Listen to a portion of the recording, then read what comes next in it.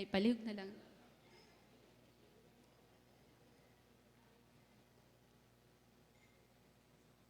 Sige, next daw. Okay. So sa setup, dini sa Malaybalay, ubay-ubay among natabangan, no?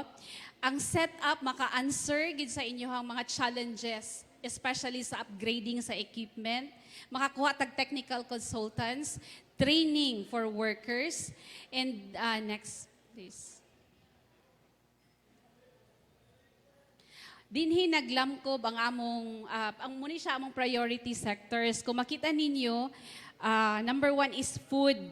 Kay mo manggid na siya ang kanabitang dali lang madaot, so dapat it's nay value adding nga mahitabo. Food, furniture, metals and engineering, pwede ito sa health and wellness. Kung makita ninyo si Bonggalon, that's DOST assisted, kana iyang haplas diya sa Maramag. And we have for agriculture, handicraft, and other priority sectors sa Region 10.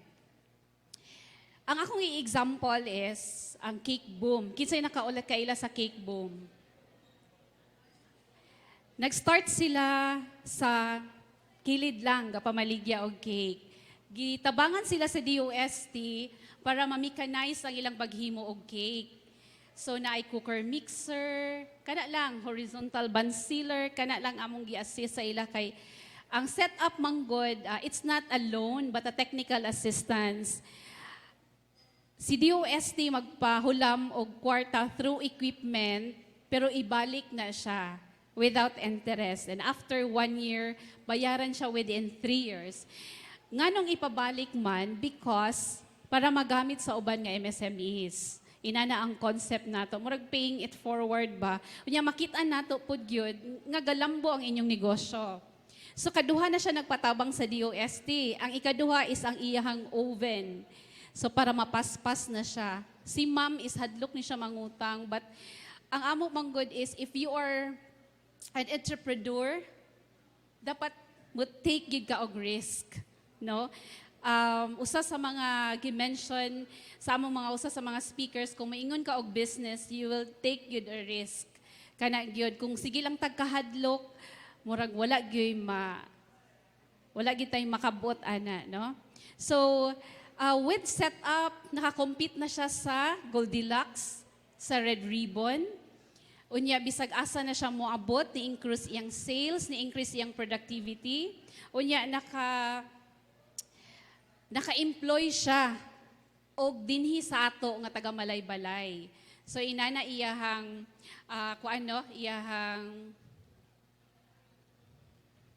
natay mga technical. Sige, sir. Mamalihog na lang, sir. So, kana no, niabot na siya. And we have Mushroom City. Kung nakadto mo sa Kalasungay, naatay Mushroom City din ha, that's DOST assisted. Mga batanon, ang ilang hagit is buhiun ta ang sektor sa agrikultura through upgrading, innovations, muna ilang hagit. And then another is a buko pie. Nag-start siya is kani sa kilid iyang oven, gipa-fabricate ng langiya. Pero kay baligya man siya diha sa CMU, sa dalan, bisag asa makaabot. It's very critical if food ang imong baligya. So we provided a 3-deck oven. So karon ga-market na siya, na-improve ang iyang production, ni-extend ang shelf life. Kanang shelf life, kanang dugay bitaw madaot, mukaabot pa ka og 1 month, 3 weeks inana. So importante kay ang packaging, ang process. Another is our, of course, very known, the Malaybalay Choice Craft. Ang gi-assist sa DOST is sa technology, sa dyeing, og pagtahi, og pag-weave. Now, they're expanding their market abroad. So dako na kayo siya og market. And very important is the fusion of science and art og ang culture dinhi sa Bukidnon. So kana no, another is the OG's Craft. Ang iyang problema is ang pag-dry. So kinahanglan na siya i-dry kay ang bamboo dali lang madaot kanang naay bukbok. So si DOST nag-provide og kiln dryer para mo dugay siya madaot no kay importante sa bamboo ang pag-dry. Before 2 months ang iyang pag-dry. So depending of the weather condition, but now dali na lang kaayo because of the kiln dryer. So muna ni siya ang iyang products. So kana who will apply? Pwede mo apply anybody as long as Filipino citizen, MSME siya, and then willing to innovate. So kana let's adopt to grow, embrace the change din sa atong culture, and atong palanggaon ng atong mga tao, the morale of our employees. Importante na siya. And then keep up with your business to grow. So experience, fully set up, and progress will be yours. So si DOST, kung si Malaybalay City Lidi po, na siya grow with us, invest in Malaybalay. We will grow with you, Malaybalay, and we will invest in Malaybalay. DOST will be investing in Malaybalay through our innovation funds. So because naami branding, sir, because one DOST for you. So kana lang, thank you very much. And if you want to visit us, ang among office na sa Barangay 9, kanang murag Save More og building, second floor, tapad sa NFA. So kana, thank you very much, og maayong hapon.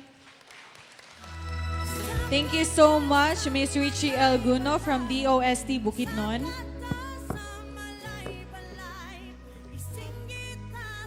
Down to our fourth speaker. Oh, sorry, not a video.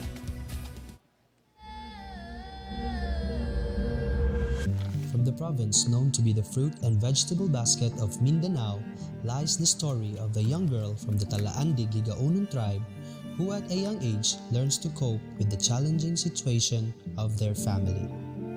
With the pineapple jam recipe of her mother, she began her journey in a business at a very young age only to provide for her needs at school.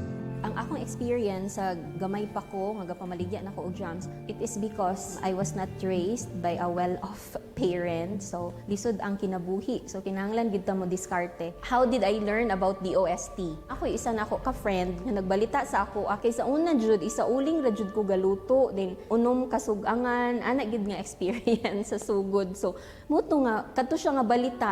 Nalipay kaayo ko pagkahibalo nako nga naa di ay program na pwede ma-avail sa DOST. Ang pinakadako og tabang sa amoa ang katong fruit grinder, kay before manggo daghan na kay kog nadaot na blender og mga food processor na gagmay. Pero katong naa na tong grinder, makagaling nami sa iya og like 30 kilos, 50 kilos maximum one time. Secondly, katong amo ang cooker mixer, since naa nami adto nga machine katong cooker mixer, okay gid kaayo kay easy tublokon ra nimo siya, niya siya ni magtuyok sa imong kaugalingon. So dako jud kaayo nga help. With perseverance and determination, Miss Paula applied for the second phase under Small Enterprise Technology Upgrading Program or setup of DOST, the adoption of the technology of Enhanced NutriBand.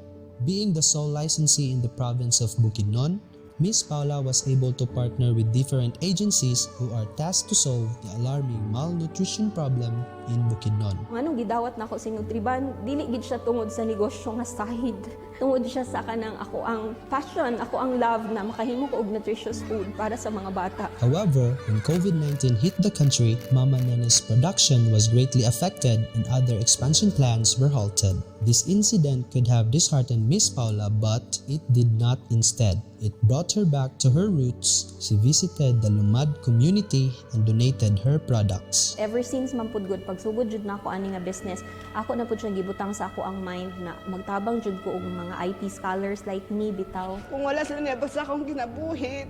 As in, dito nagyapon ko nagpuyo sa tangkas sa baboy. Karon nakabalay ko. Kapalit ko yuta nga makaingon gid ko nga ako na kay tungod sa ilang tapang sa ako. Since then, Miss Paula has achieved more. On February 15, 2022, Paula's Bukidnon Delights opened its doors to the public through a cafe situated in Kaamulan ground of the city of Malaybalay, which is now serving visitors, tourists, and families from different places. I would like to thank the DOST family nga from Mano-Mano, from Kinamot, from Machines. So, dako kayo ilahang help para ma-improve ang amo ang negosyo. Paula's Bukidnon Delights has finally found its home close to its very own people of Bukidnon through science, technology, and innovation. Yes, that's one of the many setup adapters naman, no? Na sila karon dinhi, I would like to request Ma'am Paula and Sir Dindo to stand. Yeah. Derita, Ma'am. One of the many inspirations sa atong mga MSMEs, kanang struggle bitaw kaayo para but they keep on moving. Thank you kaayo, Ma'am. A round of applause, please.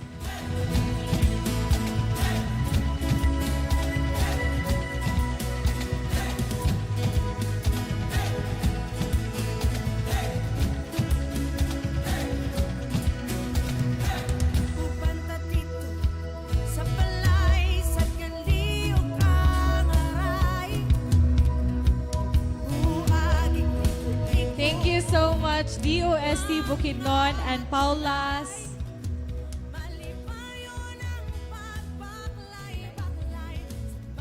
Thank you so much, ma'am and sir. So we're down to our fourth speaker this afternoon to discuss to us the DTI current events from Provincial Director of DTI Bukidnon. Please help me welcome Miss Pamela Raquel D. Villanueva. A round of applause, please.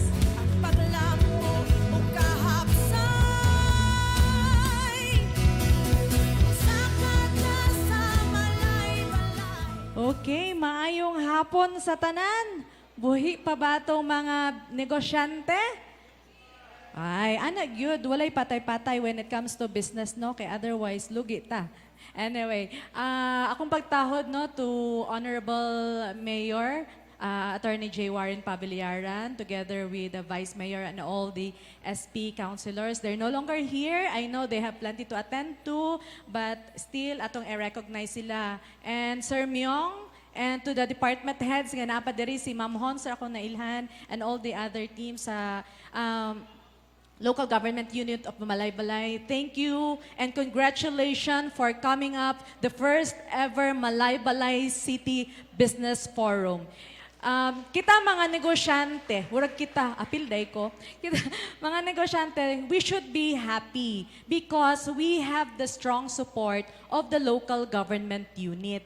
So, muna siya nga magpasalamat ta nga they are always here. Let's not look at it as a political agenda or sa atong politicians, but let's take a look at it as as a developmental move for our business to grow and for potential investors to come in. So, more na akong gusto ipadayag. And thank you, joke. Okay. Mahawa ko diri sa akong podium kay dili ko makita, di ba?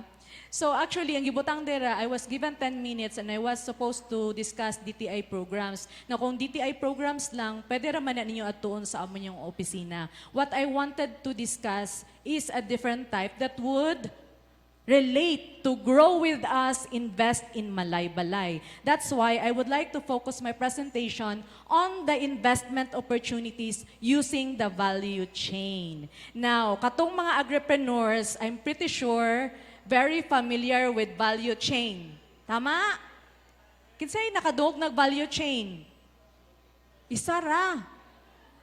Oh my goodness. O sige, taas ni siya nga discussion. Let's have a separate seminar sa Amon Negosyo Center, libre sa DTI. Okay? So, value chain. Value chain because it talks about it talks about a series, it's a connected, interconnected, and interdependent activities related to particular commodity. This time, akong i-talk about is about coffee. Why coffee? Because una, it's one of the identified priority industries of the city of Malaybalay. Second, because Ang coffee, sir, dili mag-work. Next na lang ko, please.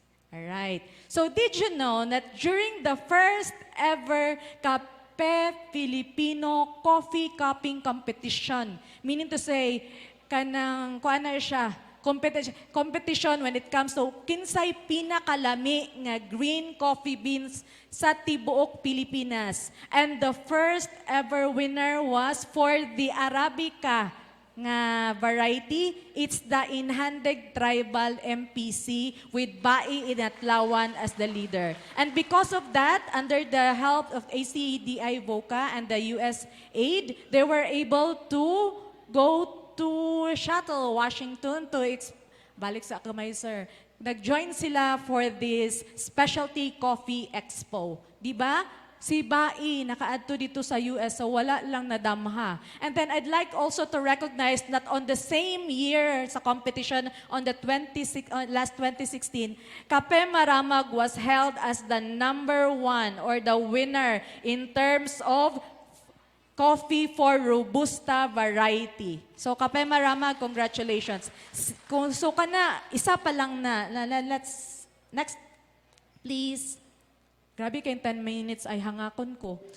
Anyway, and then in 2029, on the same competition, another coffee processor here in Malaybalay, that's Imdalsa. Impasugog, Daluwangan, Sawaga, Agrarian Reform, Cooperative. Asa sila? Pataas kamot, Ma'am Cors. Okay, so Ma'am Cora, sila ang na-winner. Appeal sila sa top 10 na winner, no? And they were brought again by the US aid with our partner ACDI VOCA. This time to, to Ma'am, Boston. I think Boston. Tama ba, Ma'am Cors? Boston? So, see, naka-ato na po na siya sa US, so wala damha. It goes to show that there is indeed a potential when you invest in coffee. And that's why my focus for today is coffee. Next, please. All right, so just a quick figure lang. All over the world, based ni sa, di na ako mabasa, National Coffee American Association sa US. There are 2.25 billion cups of coffee each day ang gakabaligya. That amounts to 500 billion per year. Dako kay na siya nga merkado. Next. And then coffee closely follows water in terms of consumption. Di ba? Sa mga beverages ba? Water and then coffee runs next dito sa US. And then if you take a look at this, Brazil is one of the,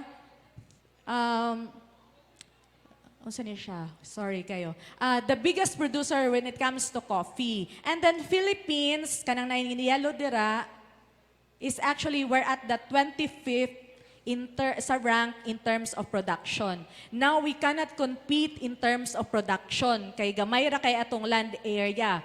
But there's something that we can compete. And that's going into specialty coffee. Diba? So that is our edge. So how to do that? That's another story. So this one, so American consumption, kung makita ninyo, naa sa tropics. Tropic of, dini ni cancer. Tropics ni siya, nga naadira ang production ideal for coffee. And yet, kung makita ninyo, when it comes to consumption, ang pinakadako mo consume is naa sa Americas, Europe, and then of course, Brazil. Diba? Kung tanawon ninyo, there are non-coffee producing country and yet they consume the most. It's an opportunity for us to export our coffee para dito. Okay, sayang po siya. Anyway, so those are just feedback. Now, allow me to show you the coffee value chain. So, kato medyo lecture ni gamay. So, ang value chain, manggod, just like I said earlier, interconnected and interdependent. So, tingin ko kung 5 minutes na lang ha. So, each one of this has a special role. And natay saying na the strength of the chain is as strong as its weakest link. Diba? Kay, kung tanaw na mo isa ka chain, bahalag unsa na siya kusgan, but there's one chain, na isa ka member of that chain nga loose or kulang og kuan, it will break at that point. That's why nga there is a need to integrate or develop more, and let's look at it the entire chain, okay? So the chain sa coffee starts with input provision, we have production, pre-processing, ang output ani is ang atong GCB, processing mo na ni atong mga roasted beans, we have marketing and then consumption. Kanang mainom na nato, kanang ginabaligya na sa mga cafe. So why value chain? Because it helps us help you, mga negosyante, situate yourself asa man mo na belong ani nga chain. And then, it would also help you look at kinsa man inyong partners when it comes to coffee development or kung gusto ni nato i-push pa ang industry. And it also allow you to kanang i-air out bitaw ang inyong concerns when it comes to your sector para mas strengthen din siya na industry. Okay, next. So let's look at inputs. Now, what are the possible investments nga pwede nato ma-put up kung naata sa inputs? First, we have the production of establishment of a coffee nursery. Nga naman, a good output needs to have a good input. So sa planting material pa lang, dapat gwapo na gyud siya. That's why some farmers, in terms of, di ba na ang sa Department of Agriculture, they have this program on free seedlings, and isa gid sa requirement nga kuan nila is it has to be registered with the Bureau of Plant Industry. That means it followed the protocol in the proper establishment of a nursery. And then supplier, pwede pud ka of agricultural inputs like fertilizer, pesticide, agricultural tools, knapsack sprayer, mga pruning tools. Those are some important things nga gikinahanglan for this stage. Next please. Kaya na ba? So let's talk about production. So for production, okay, so these are the possible investment. You go into coffee, invest in coffee in Malaybalay City. Did you know nga our natural terrain has something to do with why lami kaayo ang kapwe sa Bukidnon? Kay na-realize na mo, the best coffee are those naa sa taas na elevation. Diba? So, naturally endowed, being in Bukidnon, being a plateau, taas na gyud ta og elevation daan. So, that makes us very ideal. Or you can go contract growing. We know mga coffee processors now nga are in direly need of GCBs. Kay kuan na gyud kanang kumbaga kung mag-display mi sa isa ka marketing event, kilatan or lamigason ang booth sa DTI para makuha lang ang GCB or ang green coffee beans. Mo nang beans nga wala pa na roast. So inana siya ka halinon. And then you can also go for agri-consultancy. Syempre, if you want to go into farming, you need of course expert advice. But then we can also have it free from our city agriculture's office. Okay? Next, let's talk about this one. Pre-processing, ang final product niya is the green GCB or what we call green coffee bean. Ayan. So, GCB trading. So, pwede nga, kung dili ka ganahan mag-process, you can just do trading. There's nothing wrong with that. So, that's an opportunity, or you can you can proceed directly to coffee processing and you process your own product. That's why we have Indalsa here. We have Kapem Maramag who are roasting their coffee. Kinsa ba bay naa diri? Katong gahilom-hilom lang nga wala pa na rehistro. Naana sila actually. Mga underground din nato sila. Pero they're also into coffee processing. Wala ka trial pa ba? But I'm telling you, if you register, you'll gain more from it. Okay? And then supplier of equipment. Syempre kinahanglan nato ang Malaybalay ulanon kaayo. So we need an all-weather solar dryer. So regardless kung sa atong weather, protected always atong coffee and ma-dry siya properly. And of course, ato tong iwasan nga atong dalan himuan nato bularanan sa atong mga green coffee beans because ang output ana very absorbent manggod ang atong GCB. So kung na lugar sorry kayo man no. So for example na yung mga dili kaaya-aya dira sa road. So iyan ang i-absorb. So ganahan lugar ka mo inom og kape nga ang lasa kay wara pog kato siya. So, diba? So, dili gid ta ana. So, let's do the proper way of not only good agricultural processes, but also the pre-processing process. Napabay na guilty ato? Kinsa pa bay ga bulad diri sa dalan? Kanang atong all-weather dryer nga 4 lanes na. Okay? So, that's the process. That's pre-processing. And now, for pre-processing, sir, padayon. Okay. So these are the possible investment areas nga pwede niyo sudlan. Coffee roasting. So mo-roast na gid mi sa inyong kaugalingon kape. You make your own brand. Kaganiha, we talk about branding, but the branding it's more on tourism and how to baligya unsaon pagbaligya ang Malaybalay City. But this time, you make your own brand, ipapatent ni nato, ipa-trademark ni siya, ipa-register with IPO so that ma-known pod ang inyong pangalan. And you will be protected because naka-register na mo with IPO. And then again, supply equipment. So we need roaster, fabricators for this, roasting machine, pulper, huller, all-weather dryer na paghihapon siya. And then this one is something new. Wala pa ni sa atoa actually diri sa Bukidnon. But it's good to have a toll processing area. Now what it does is isa siya ka-processing center for coffee. And then, katong mga small coffee farmers nga wala sila own equipment to process their own, moanihi diri and pay for a price. Actually, na may shared service facilities gibang hatag. But dili pa gid namo siya makuha nga toll processing facility kay dili pa siya kompleto. So, but we're getting there. Diba? So that's one. Next, we'll go into marketing. So, marketing, na-mention na ni kaganiha, coffee trading. Kung dili mo interested into processing, you just do trading. There's nothing wrong with that. Traders are still businessmen and they're still part of the chain for our for this commodity, di ba? But gwapo gyud nga kung ikaw ang supplier, you go directly to the market, di ba? Kay you get higher prices and eliminates the katongkuan gamay nga palit sa inyong produkto. So marketing, so consultancy services, pwede po na nimo buhaton. And lastly is it's on consumption. So karon makita ninyo the young generation, taas kamot mga millennials, mahiligon og kape. Ay, grabe. Ayog to kay Sir Myong kumutaas iyang kamot. Kaya na siya nga gikapoy daw siya. Di nakakatuhuan, sir. Pero pwede ra mahangiyo. Pero di ba, if you can see the generation nowadays, naa sila sa cold coffee, iced coffee, di ba?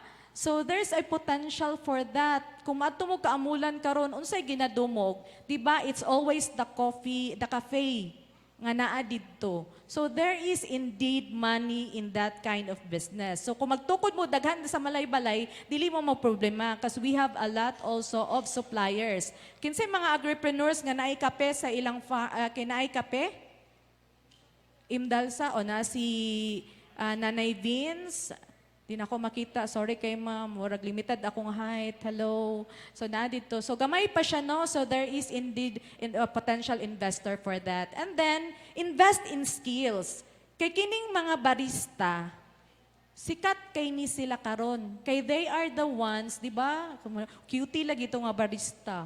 Amo na mga staff, madto dito kay cute kay ang barista. Actually, barista is very important when it comes to marketing your coffee. Kay sila ang maghimo, kumbaga, mo serve sa coffee nga kanang perfectly kuan. If you want it na light, na roasted nga type, or gusto nimo mix naman na siya, no? Gusto ka katong Americano, or you want it cappuccino, you want it latte, so daghan kayo siya. Sila na ang mga barista. It's a good investment kung magkuan pod ka in terms of skills development.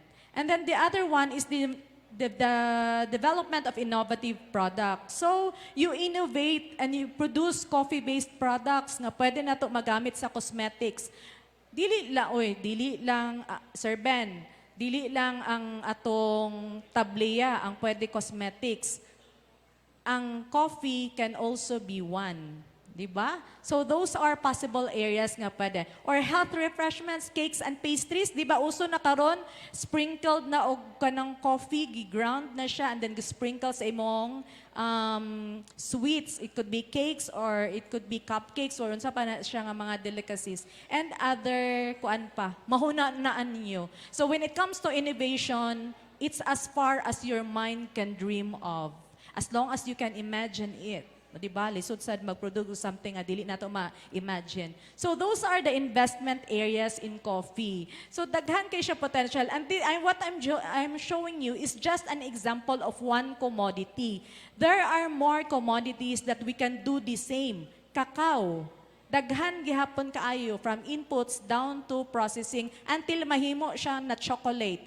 Ma'am Nanay Vince, ipakita ang atong chocolate dira from Malaybalay City. We also have EMV nga naagihapon siya chocolate na karon, also from Malaybalay City. And soon to be, to si Tatay Tay, atong chocolate dira, kamulo pa daw sa sensor testing. So you see, daghan ta og potentials nga ma-create out of our commodities. Let's not focus only on agricultural production, but let's do more by value adding, di ba? You add value to your current products. So that's how we grow and that's one way of investing or thinking of ways on how to invest more.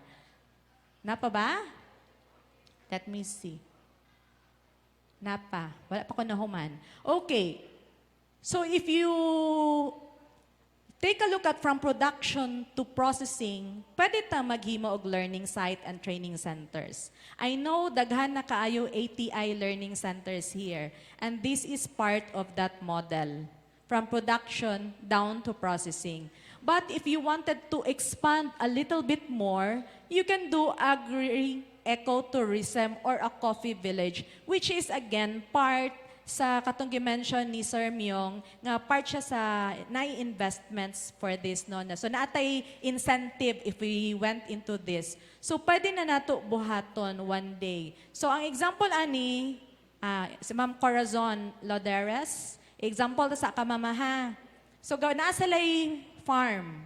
They produce their own coffee, they pre-process to GCB. From GCB, they roast it, and then from their roaster, wala na sila, ni-jump na sila ani, ilang marketing, gisabay na nila because they already have their cafe in Dalwangan. O, di ba? It's the same with monks or atong monastery. So, it's the same, mo ni siya ang model. And these are the possibilities of where you can invest using value chain. So, nasabtan na si value chain, everyone? Murag teacher.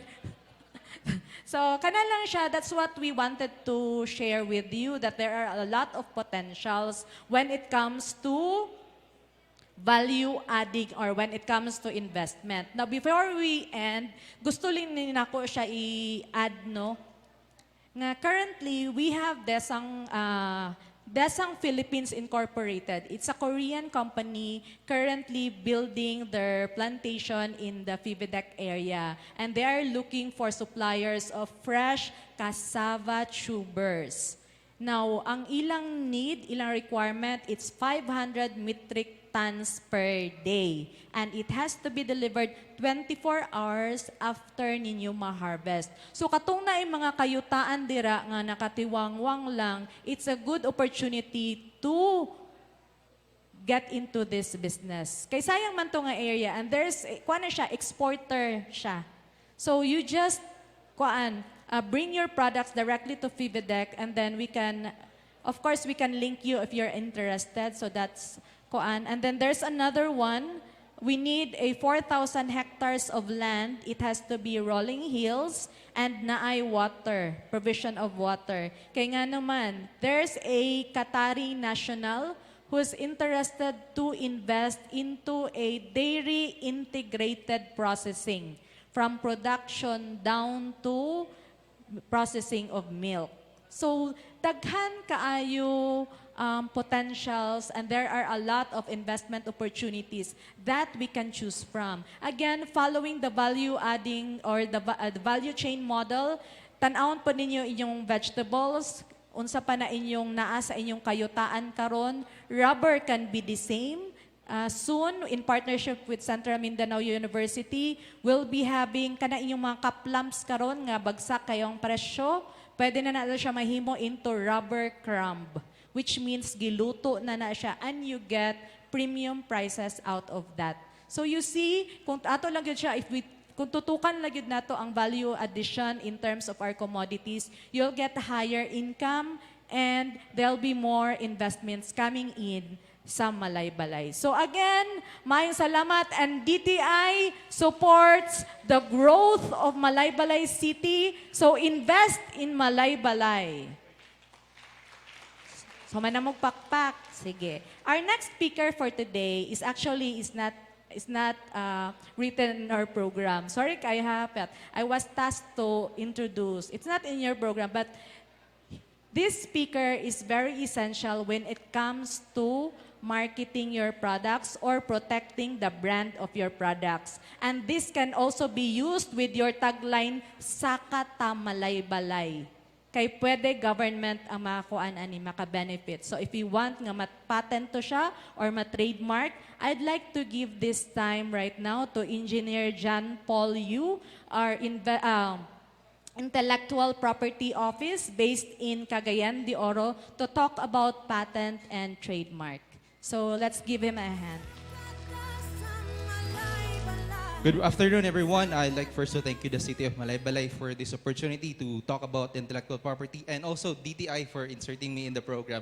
So I was given only a short time, so I will be quick with my topic. So one of the speakers this morning talked about opportunities, incentives, and this afternoon, I remember ma'am from the UST talked about risk.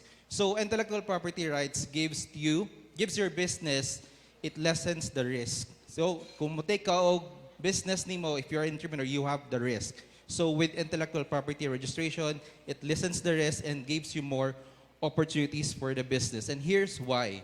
So if you're familiar with intellectual property rights, these are all creations of the mind. Next. Yes. So these are all creations of the mind. Examples, these are brands, the songs, the designs, the inventions that you have. These are all outputs of the mind. And tanan mo na mugna, imuha siyang gitawag na to og intellectual property. So you basically own the intellectual property. And before you can own that, you have to register. That's why there's an importance of IP registration. Because dili na to mapugngan nga there could be 2 or 3 people thinking of the same thing, like the brand, the invention. So whoever's register or file first own the rights. So next, please. So these are the 3 intellectual property rights. Commonly, we have patents for inventions. When we talk about inventions, it's all about patents, like solutions of a product, a process, or a composition of a product. So muna siya mga inventions like patents. Second, we have copyright. This copyright intellectual property is very important sa creative industry sector. So these are all about the creative works in literary and artistic fields, mga songs, poems, marketing materials, designs. So that's for copyright. And we have trademarks. Now, of all these intellectual properties, si trademark ang pinaka daghan og issue and daghan controversies because it involves names, brand names. And we know that sa business karon daghan kayo mag-post sa social media, and a lot of those brands nga atong ginagamit could be used or someone could be infringing or using our brand because of the reputation or the kanang sikat na kayo siya, gamiton siya sa lain. So that's why trademark is very important. So I've only given 2 topics short to discuss about patents. So patents, when you talk about patents, for you to get a patent, the product or the solution for that problem should be, next, useful, inventive, and novel. So these are the three criterias for you to get a patent. Now, what is a patent? This is an exclusive right. Meaning, kung mag-grant ka og patent, naa kay exclusive right to get or to use the invention. So you can prevent anyone from using that product. So biskan, example, naka-invento ka og hamburger. So kanang product ng hamburger, ikaw ra ang may right to produce, to market, to use. And in a way, you can license it to others if they want to in exchange sa royalties. So the patent gives you 20 years exclusive rights for that product. So kung nakay na kuan nga tambal or isa kag device, imagine for 20 years ikaw lang ang nag-manufacture ana. So all the royalties you will get sa mga gusto mag-license. So next. So for the 20 years nga time, you have the opportunity to lessen the risk nga nag-infringe ka or nagamit ka sa invention. And then it gives you opportunities to get investment from third parties, from angel investors, VCs, in order for them to license or to use the invention. Next is we have also protection for designs, including the designs sa inyong mga stores or get-ups. Sa murag trade, gitawag na mo og trade dress. So like in Davao, we have the Freshco Mango. Ang kanang ilang outside appearance sa ilang store is protected by industrial design. So anyone who'd like to copy a similar color or arrangement sa stores nila, because ang store is a one identifier of your services or your establishment. So you can register that one. Next. And also your creative na packaging, you can also register that one through industrial design. So it gives you more ability, more power, rights over those copycats na mag-try o use sa inyong designs.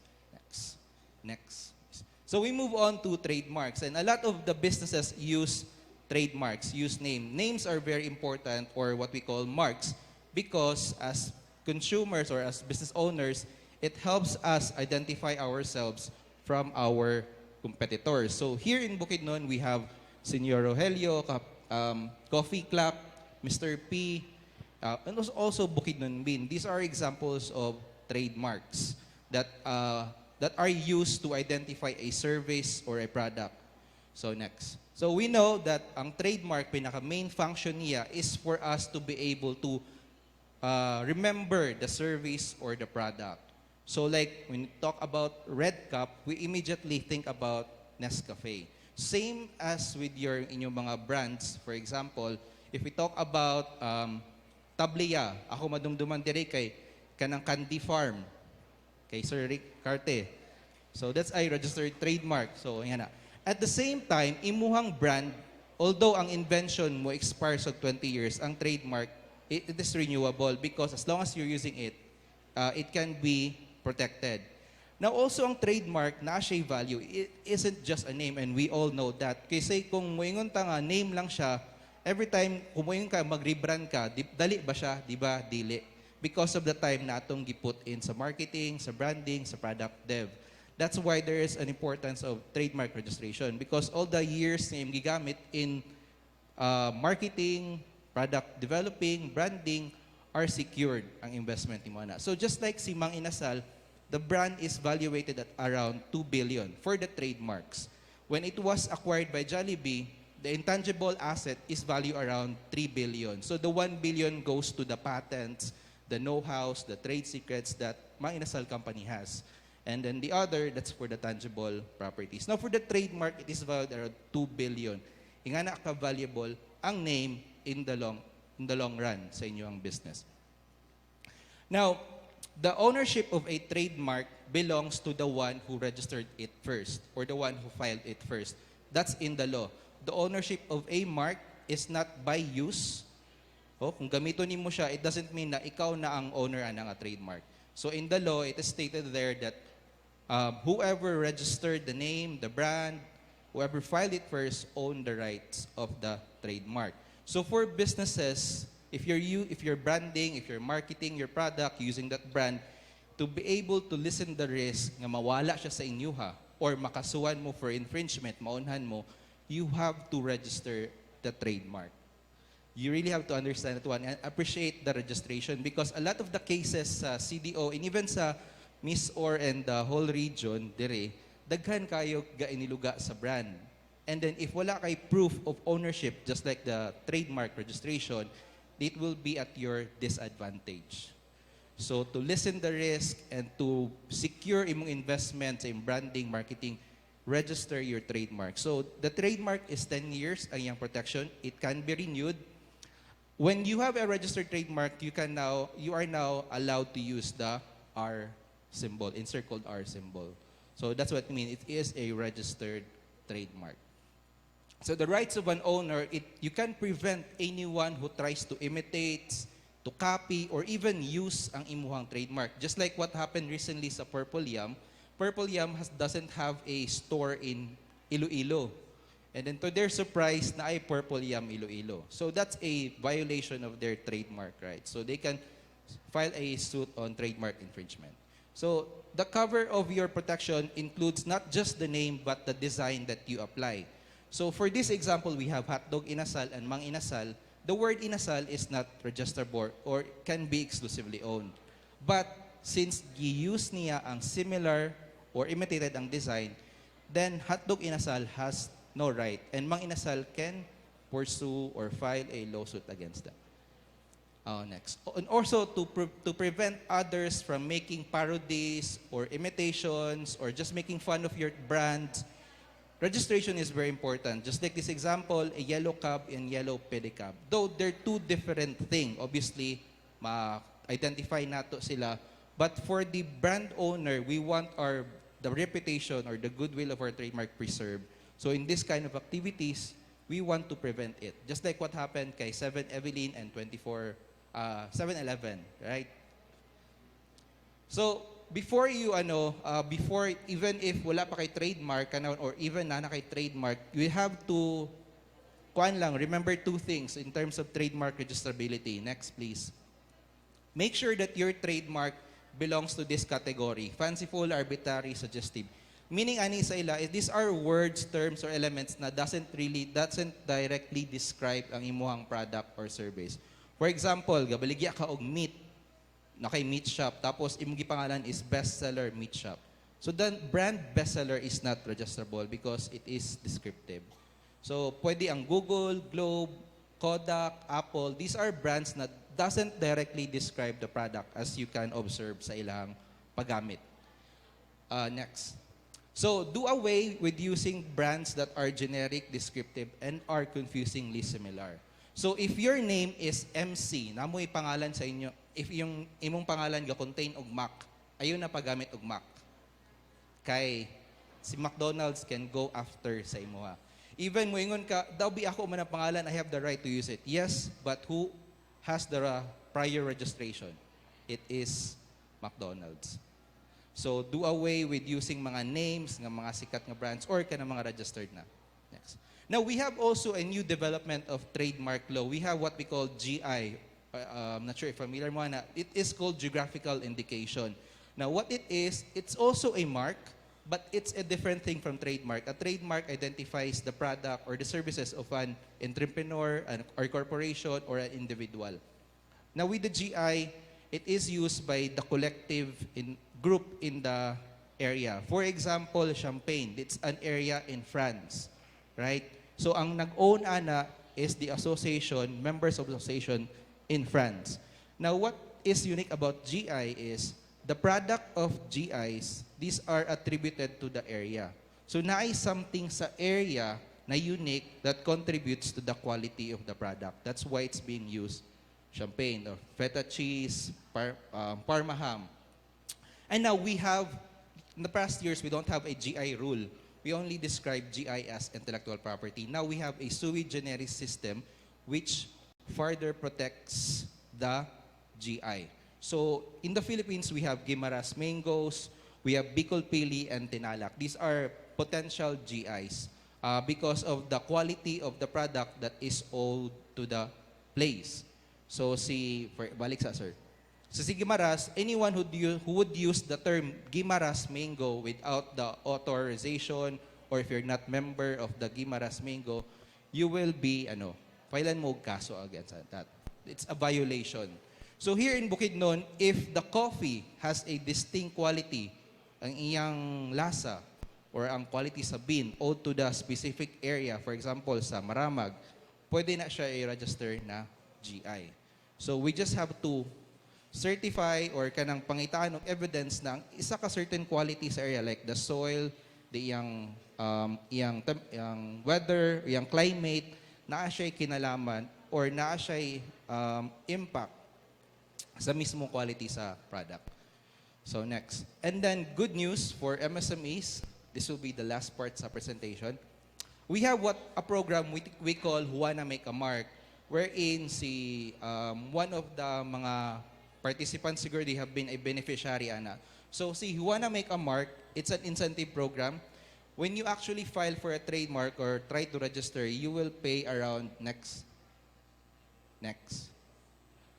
You will pay around 4,000 pesos. Now with Juana Make a Mark, you can file your trademark without having to file the fees. So right on karon, if you're interested, I'm here to accept your application. So Juana Make a Mark, you can file your trademark without having to pay because the fees are waived in the filing, the color claim, and publication.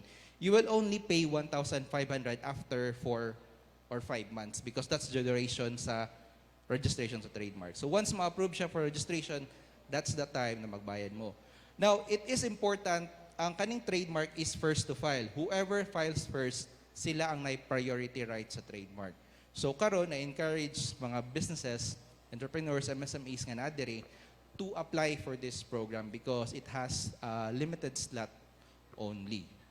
And then next, we also have Juana Patent and Juana Design. So I'm not gonna advertise ang Juana Patent because of the stringent requirement, only the Juana Design. So if you have a unique design sa inyong packaging or sa inyong store, pwede na to siya i-apply Juana Design. Again, waived ang filing fee o ang publication fee. So inyong bayaran na after 5 or 6 months is only 1,500 pesos. So to end, it is important for the entrepreneurs to really appreciate the value of their intellectual property rights because at the end, it will help them grow their business. And again, i-lessen ang risk na ma-involve sa business. So thank you. Thank you so much, sir and ma'am from DTI. Now to our next speaker to discuss to us the BIR registration, may I call in Mr. Raimundo Carbajal. A round of applause, please.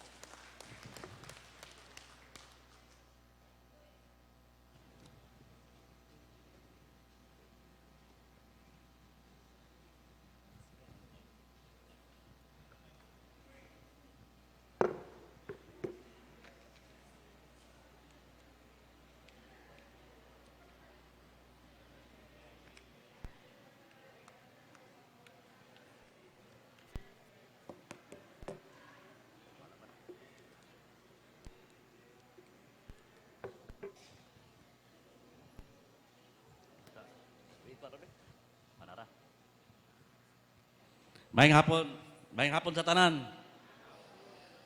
So, murag alert pa man kayo, no? So, una sa tanan, the BIR is very thankful nga gi-invite ang BIR sa inyong business forum.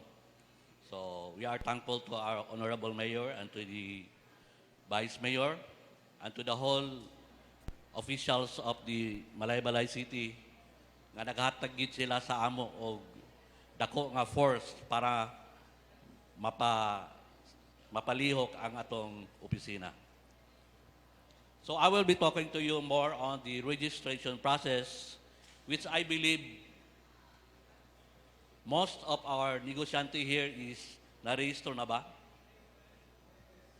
Register na? Kaya kung kuhaan ini, kung na-register na, mag-review na lang ta. No, kay sumala sa atong ginaingon, taxes is really a burden sa atong mga negosyante. But if you are a compliant nga taxpayer, the burden of paying the tax will be much lightened. So mawala ang atong penalties.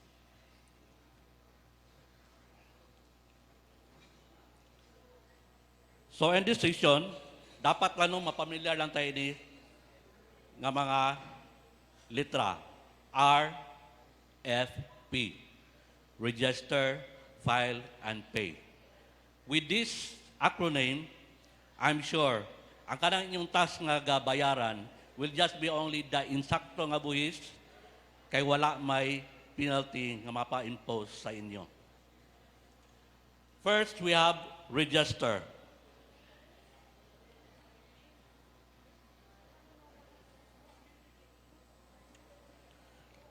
So kasagaran sa ato, no? Ang kasagaran sa ato mga negosyante, more or less, mukha na sila sa BIR nga when the BIR personnel visit their establishment, musulti lang sila nga they are just only on trial. So accordingly, under our law, once you are engaged in business, before you start with your business, dapat na-register na ta sa BIR. So klaro, yun kayo na siya nga emphasis, no? It is regardless of your income, or no, regardless of your capitalization, regardless of your business, dapat before ta magsugod sa atong negosyo, dapat naka-register na ta sa BIR. The penalty for not filing on time for the city of Malaybalay is 20,000 pesos. So kung kita, under sa SMS nga mga SMS enterprise, ang kanang 20,000 nga penalty for late registration is dako na gid kay na siya. Di ba? So what will be our requirement in the filing or in the registration? So simple na kayo. It will just be only upatra ka dokumento. So the BIR streamlined the documentary requirements in the registration process. We in fact giwala na gani ang business permit. So simple na kayo. Just fill up BIR form 1901.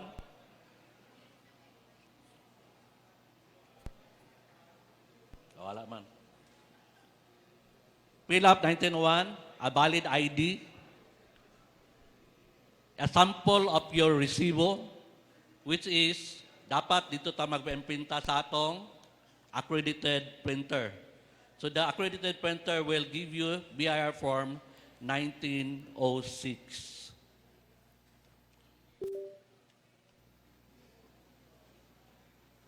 So kana lang siya now. Now since gi-mention man pod ganiya ang trademark, kung gusto mo nga naamoy trade name, so i-attach na to ang certificate gikan sa atong DTI. So isa lang na no, supplemental na siya if in case you wanted a trademark sa imong negosyo.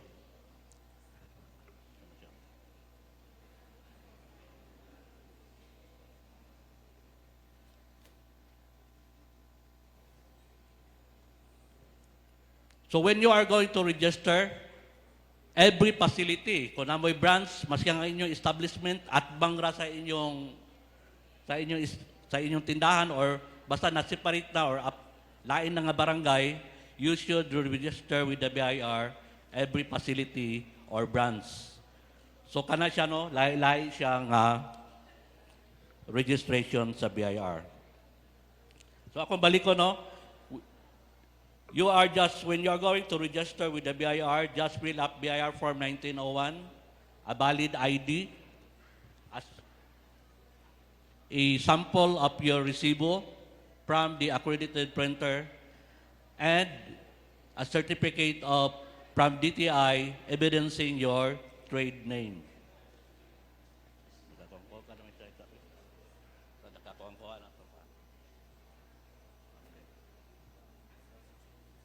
So nagkuha na itong slide, naguna-una.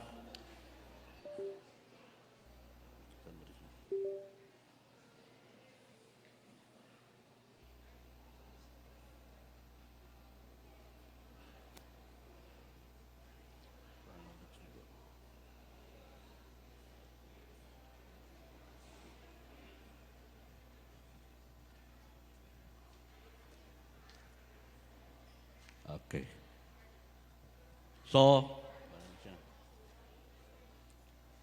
So when to register? Ato ginag-emphasize kung kanong sa agita mag-registro. It should be before the commencement of your business. Kung kita empleyado or namoy mga empleyado, you should register, it is the employer should register the TIN of your employee. Di na tama ko, ano? So how to register? Simple na kayo. Non-pension na rin siya ganina. So basically, upon registration, you are required to pay the registration fee of 500 pesos.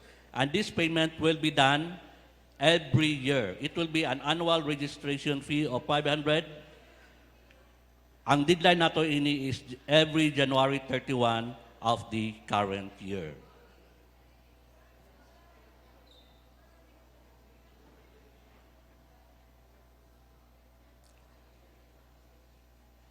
Now, under sa atong present status, considering that the BIR is a digitalized company or agency, we also have gitawag nato nga OROS system or online registration update system. So, bag-o ni siya nga system sa BIR, a newly registered taxpayer nga wala pag TIN, pwede siya diri pa-register sa BIR online. So there's no more need nga mahanap mo sa opisina. Just ang importante is namoy gitawag nato nga kaning atong siyempre natay internet connection, natay scanner para ang katong mga dokumento nga atong gikinahanglan will just be sent to the BIR system nato. So mo ni siya ang kabaguhan.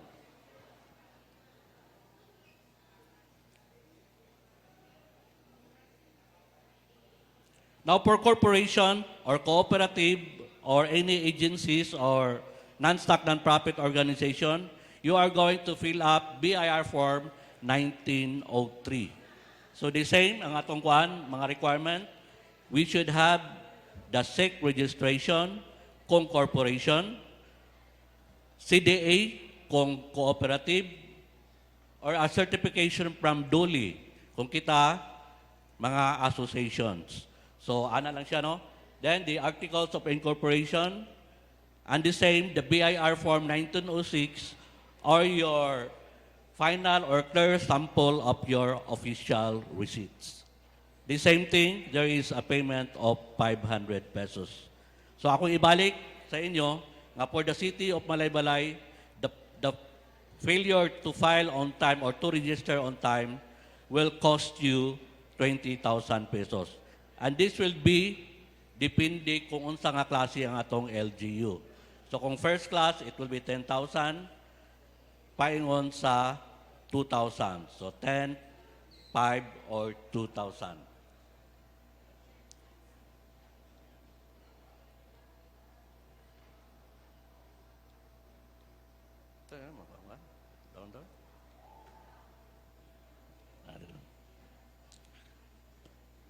So just the same, no, kinahanglan, you are going to visit BIR if you opt to file manually. So you are going to visit counter 2 and bring all your necessary document, or you can use the OROS facility. With regards to registering sa BIR, you can done it through walk-in or e-appointment system. So it is advisable nga at least karon na natay tulo ka pamaagi kung kanos o kung sa atong pag-file sa atong or pagpa-register sa atong business. So it could be through walk-in or e-appointment facility or using the OROS system facility sa BIR.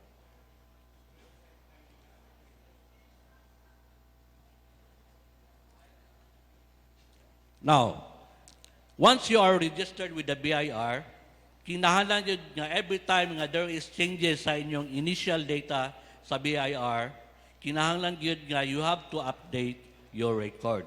Ang sample ini, if you are going to change your trade name, so dapat inform ang BIR. If you are going to change or nagbalhin ka sa imong address, it's the same thing, you are going to update your record with the BIR. Kay para maiwasan nato ang penalty. So everything nga na-changes sa inyong original registration with the BIR, you should inform the BIR using BIR Form 1905, or you can also use OROS facility or OROS system sa internet. So, change in registration activity, change of trade name, change in tax type, additional line of business, cancellation of registration, and other changes in your registration information.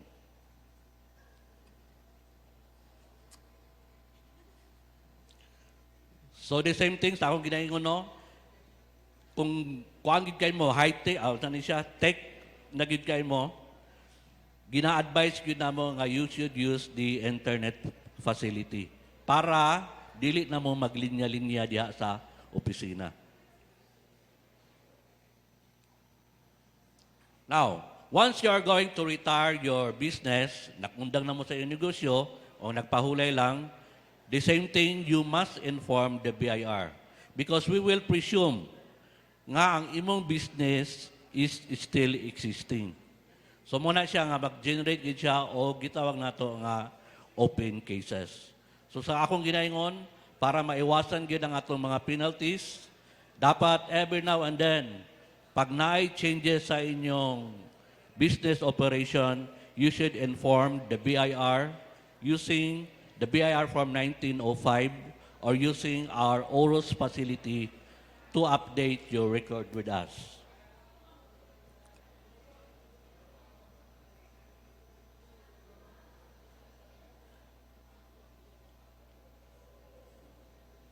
Now, with regards to once you are registered with the BIR, simultaneous na ang atong pagpa-imprinta sa resibo.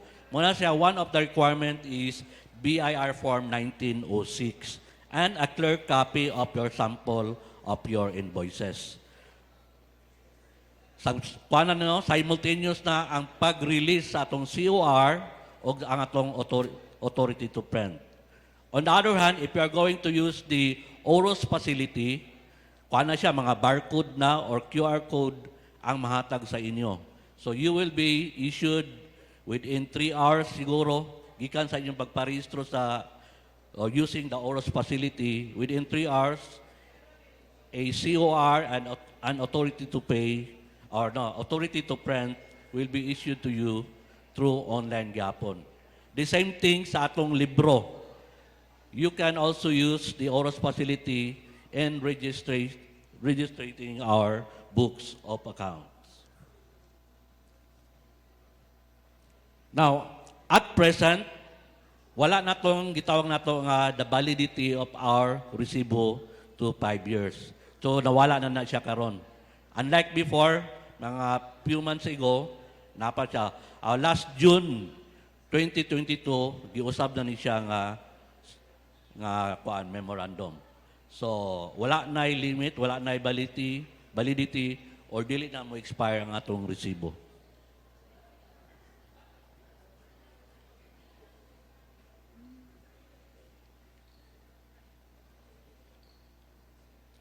Now, under sa atong present kabalaod, nga sistema pod, once you are going to sell goods, ang atong resibo is sales invoice.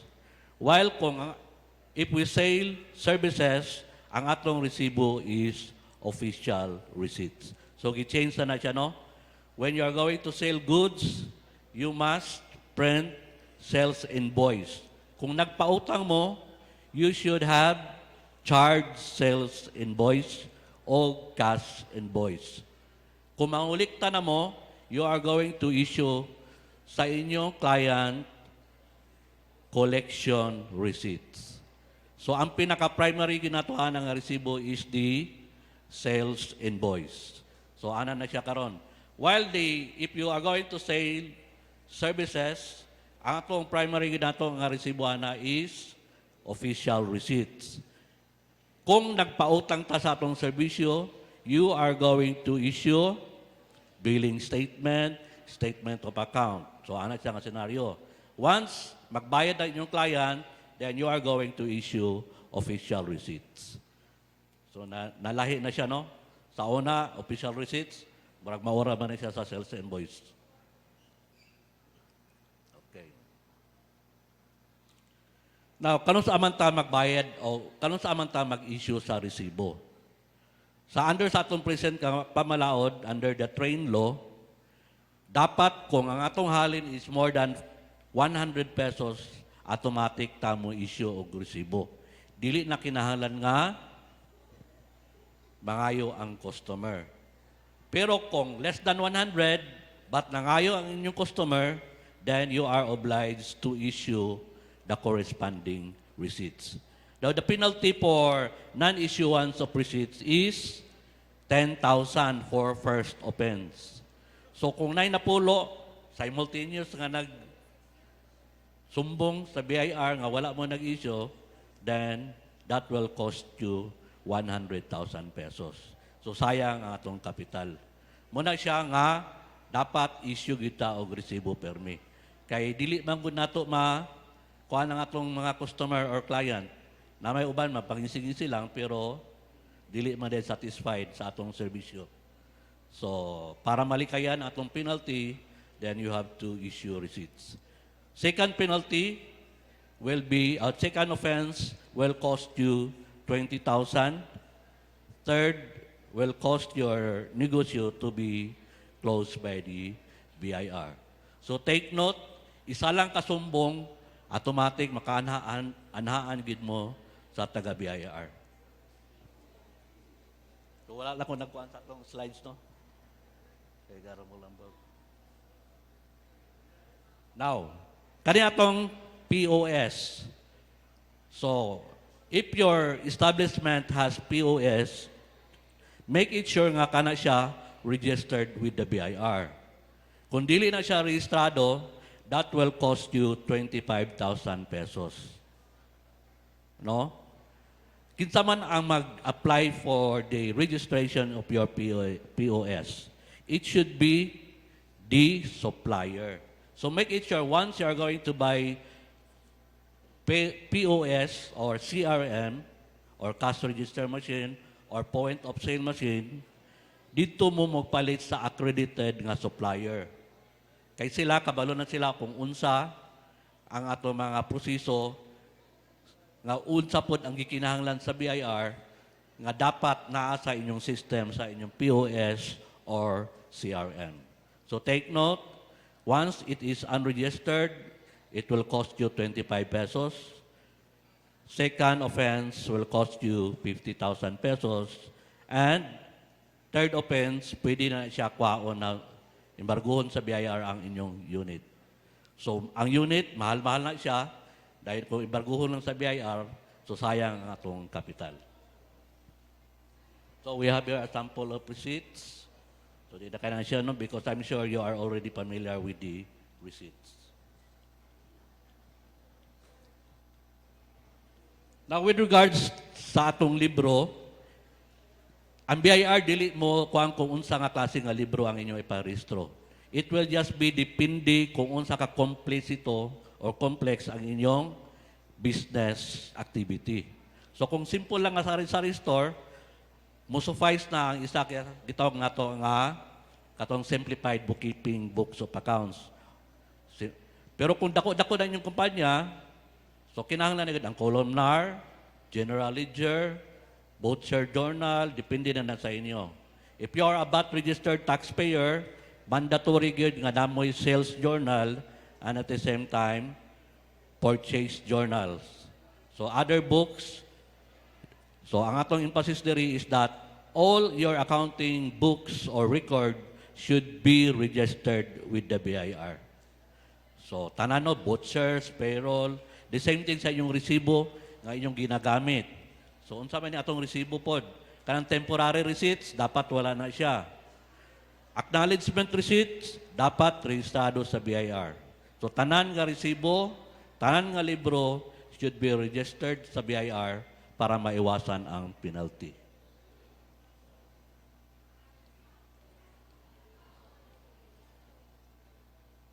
Now, when are we going to register with our books of accounts?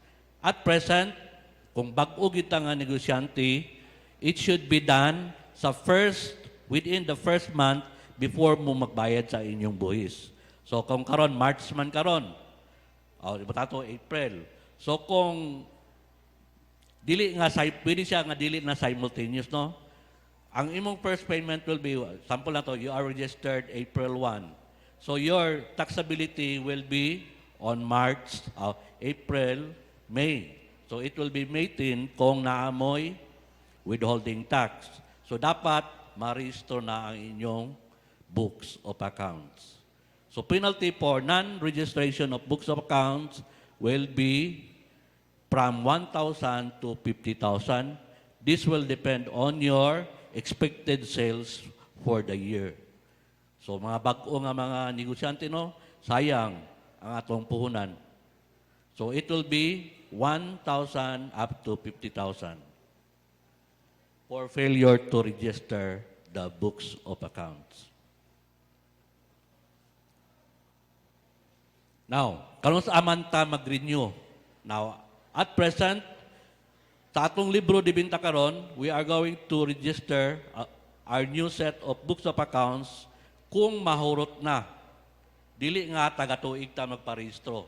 But kung kanon sa hapit na mahurot, so ibutan to na mga 5 pages na bilin, so that will be the time nga magpa-renew mo sa inyong libro di binta. So dili na kinahanglan akong balik ko, no? Dili na kinahanglan nga taga-tuig magparehistro.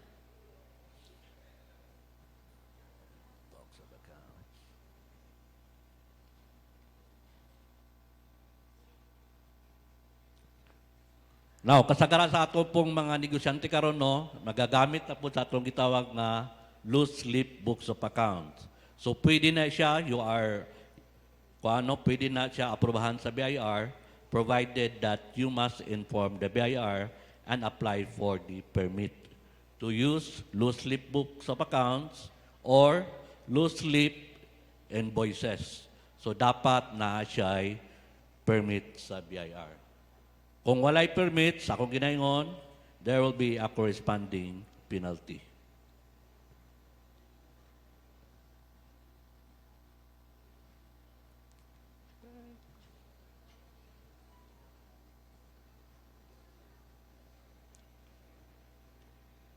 Now, kung high-tech na po kaya ang atong negosyo, you can also apply for the computerized accounting system with the BIR. So, dapat nagyapon siya permit. So, I mean to say, dili mo mano-mano inyong pag-record. You are going to use a computerized accounting system. With this, it should have permit from the BIR. So, penalty, anak, kung wala na rehistro, 25,000. So, sayang gid kayo ang atong punan nga makuhaan lang, tungod lang, kay wala ta nakabalo sa mga regulasyon.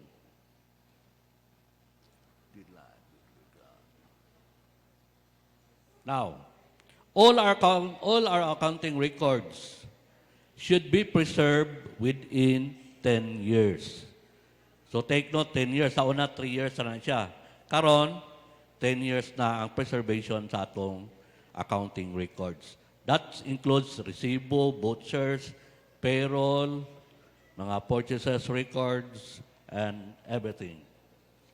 But, namoy option, within 5 years, pwede ninyo katong mga daan-daan nga mga records, i-scan ninyo, ikuha ninyo sa inyong computer. Pero, there is still a need for you to inform the BIR and apply for a permit that you are going to, kuha na lang ninyo, no? Imong i-soft copy ang imong pinakadaan nga record. So take note, 10 years.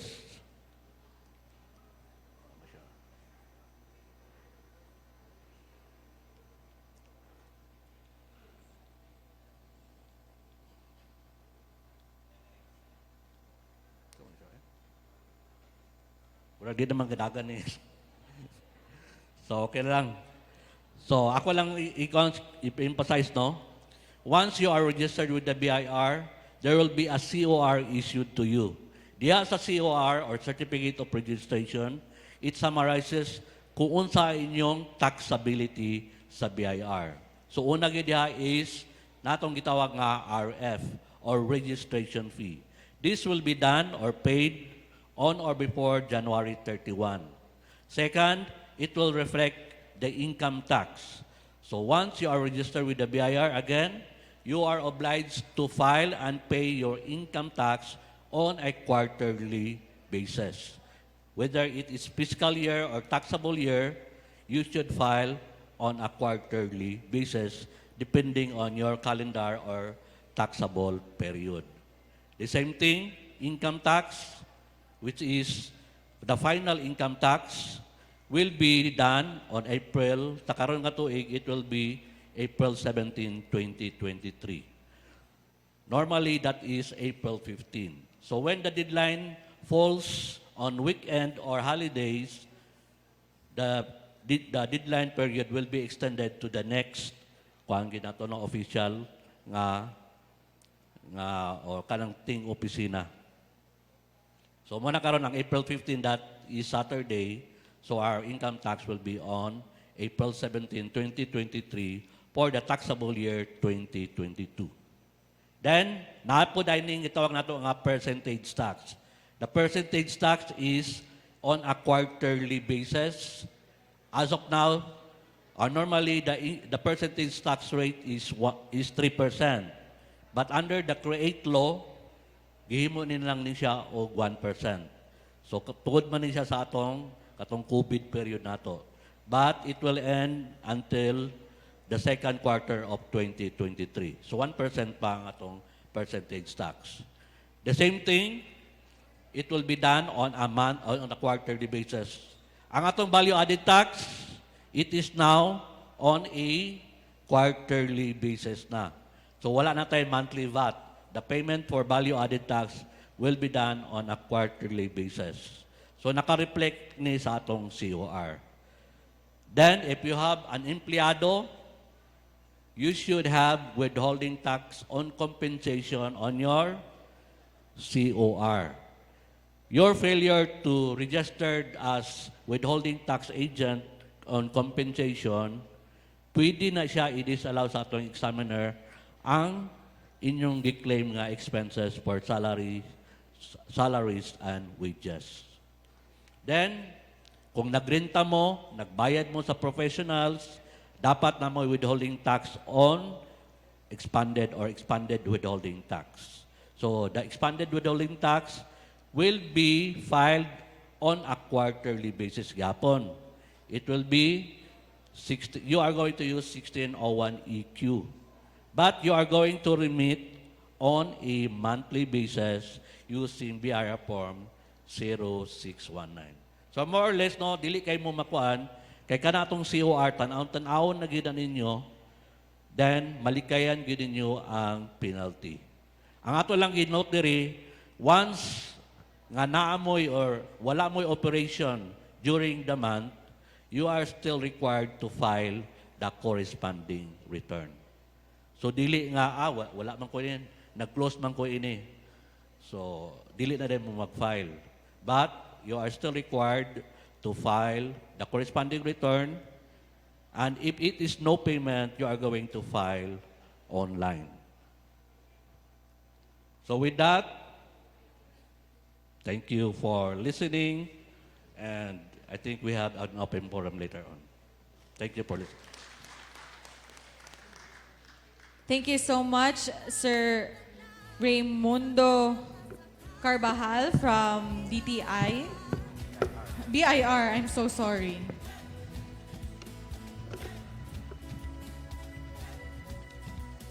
For the information of everybody, the Intellectual Property Office in Cagayan de Oro City informs all interested IPO registrants, applicants, that their application can be coursed through the DTI Bukidnon Provincial Office. So the DTI Bukidnon and the Negosyo Centers will be happy to assist you. Thank you.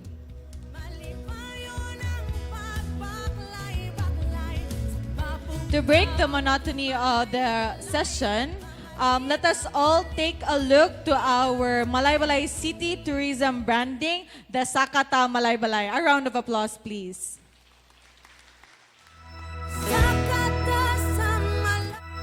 Sakata sa Malaybalay.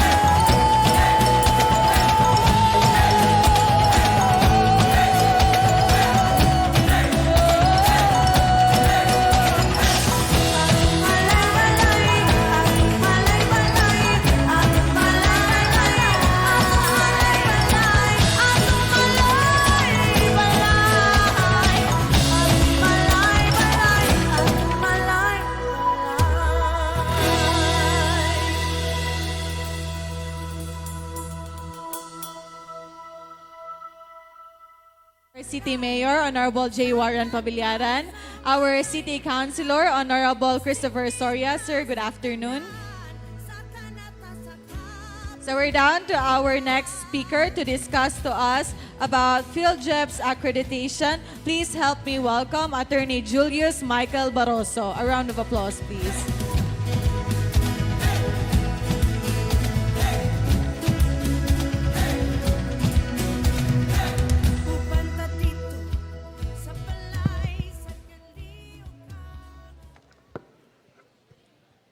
Good afternoon to our City Mayor, mayong hapon sir. Sa atong mga bisita, mayong hapon.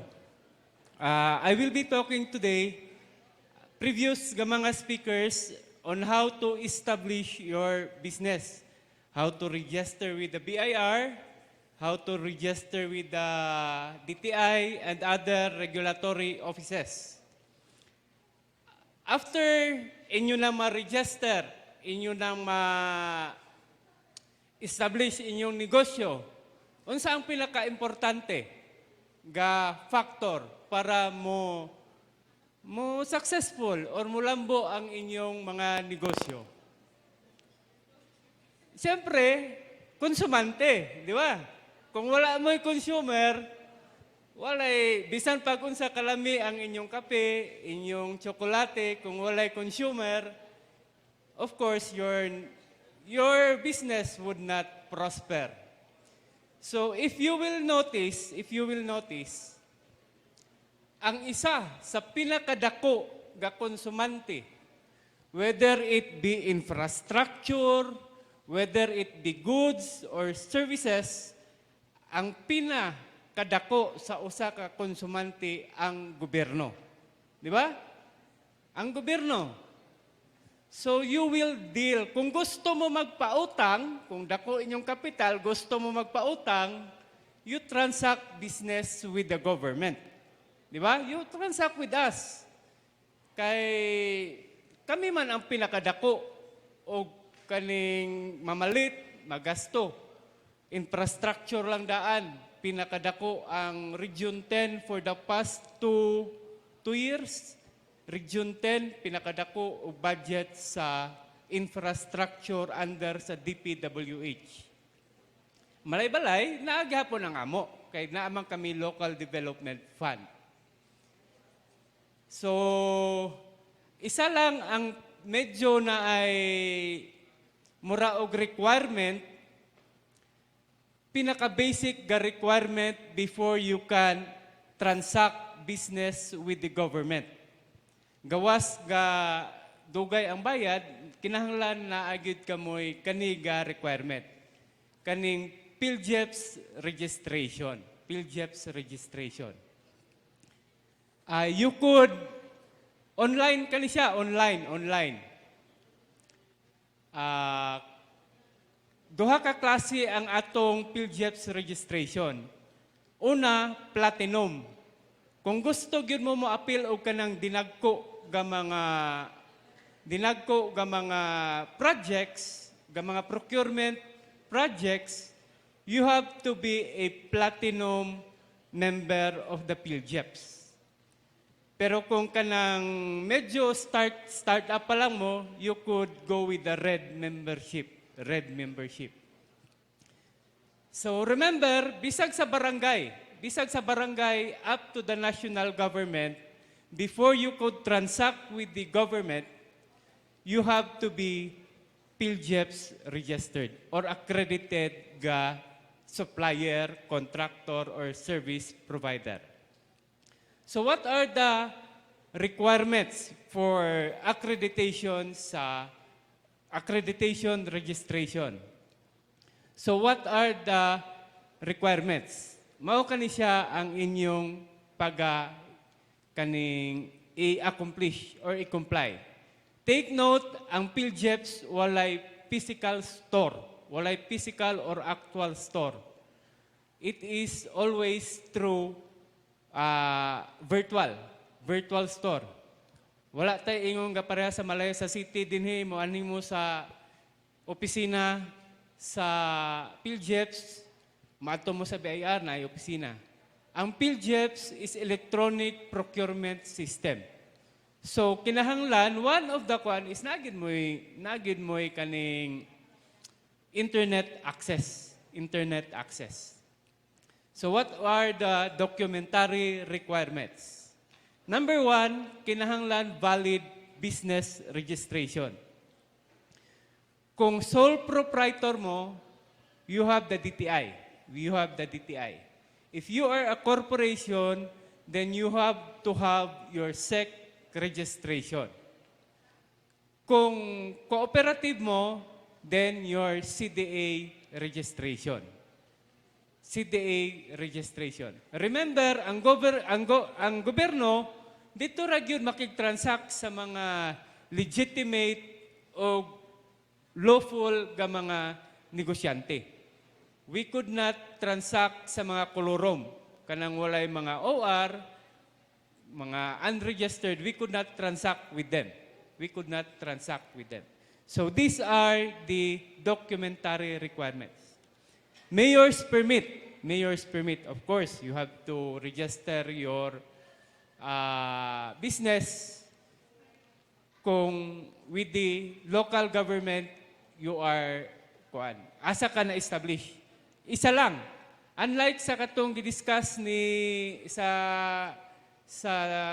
Mr. Carbajal, where every branch you have to ang sa dinhi sa PhilJeps registration, only one.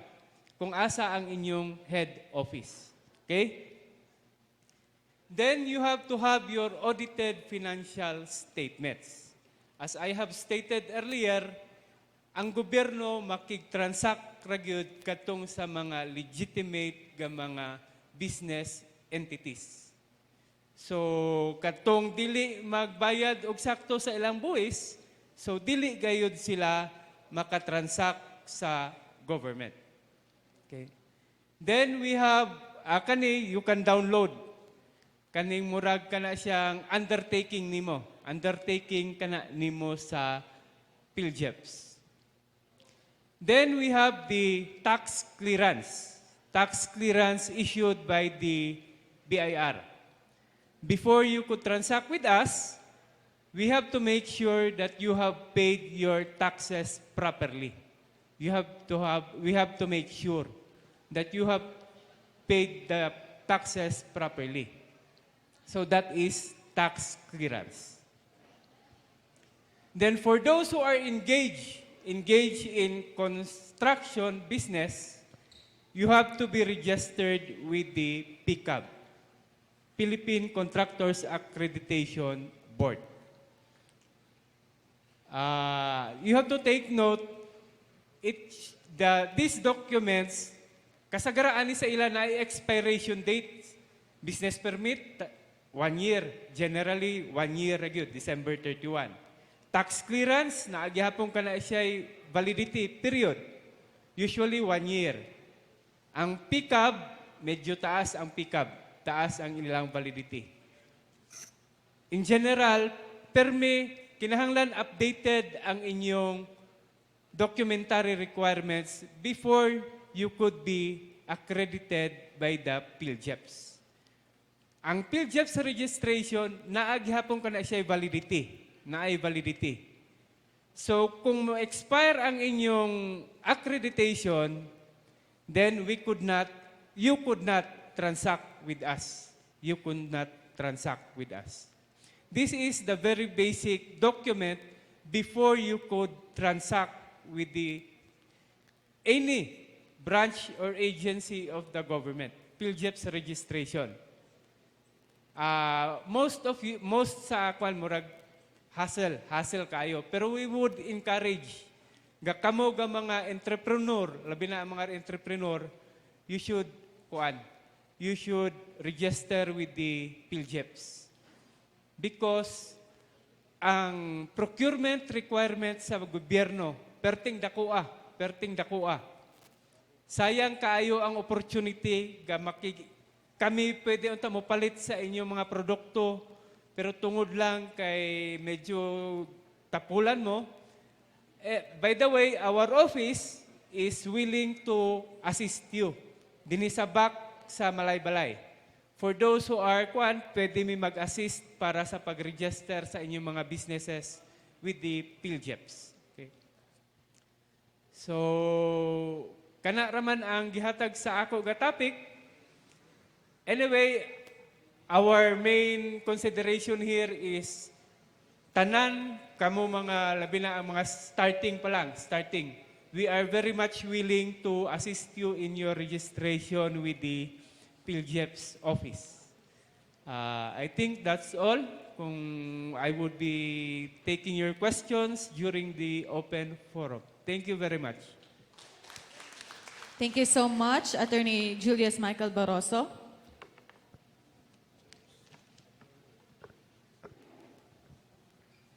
So we will now proceed to our afternoon sessions open forum. So to anyone nga naay mga pangutana, again, naatay duha ka mic sa center. And I would like to request our 4 speakers to please occupy the seat on the stage.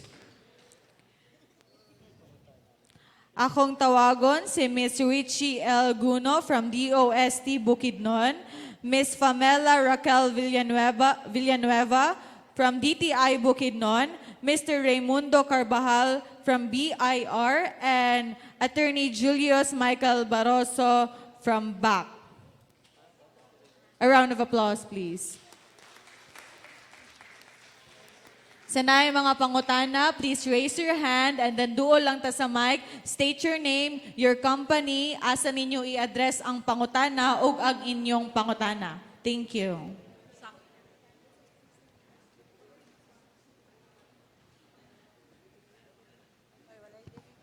Okay, this will be 15 minutes open forum. Anyone from the floor? Yes, sir.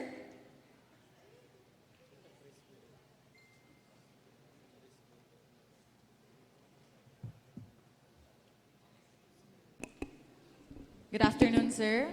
Okay, may hapon sa tanan. I'm Eric Kakay of XFM Bukidnon. Ang atong pangutana kabahin, i-address na ako sa BIR, no? Doon ay mga complaint, doon ay mga establishment nga wala ga issue o resibo, no? Papilang ilang gina-issue. Nahitabo magod akong experience. Doon ay illegal nga mga kahoy nga operation. Ako'y nag-report sa DNR. Ako pa'y nakaladkad. Ako'y magkuha affidavit at sa korte.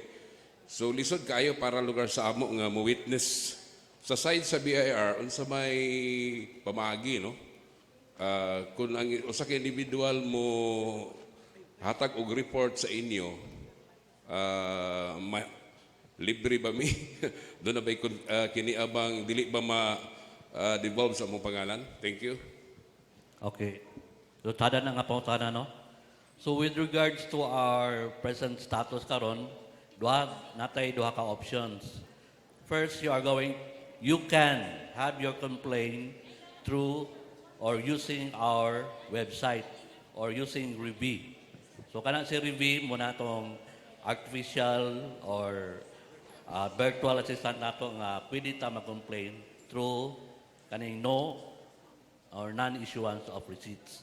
Or pwede po, you can write directly to the BIR local, no, BIR Malaybalay, with regards to that matters. As to the kuan sa imong personalidad, so i-preserve nato na siya, no, natay gitawag nato nga confidentiality sa kinsa ang nagsumbong. Aside from that, the complainant, kung kuan gid, no, nagi-merit or makakolekta gid ang BIR, you will be given 10% of the kuan, kung proceeds, kung pila ang makolekta nato. But not more than 1 million. So maximum ra gyud siya 1 million. So that is what we call the informer's reward. So pwede mapatago ang imong personalidad, sir. Thank you, sir. Thank you so much. Anyone from our business sectors? Napabay mga pangutana? Yes, ma'am. From Agripreneur, Malaybalay City.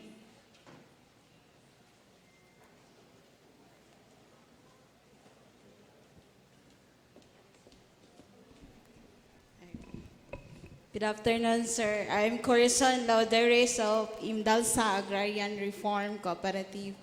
My question is for BIR. Karon nga system, sir, nami transaction dito sa BIR is through online appointment. One time niya to me dito kay nami transaction na nami time slot for appointment. Pag abot na mo dito, wala gyapon mi na kuan na entertain. So niabot na lang 2 days. Pero wala gyud mi na entertain kay daghan kayo ang nakauna sa amoa. So sa ngalan sa pagsabot namo nga online appointment sa time, on time unda dapat ma-entertain pod me. Thank you. Sir? So noted, no? So actually ako ay in charge sa kwan, sa e-appointment. So ako yung na-control.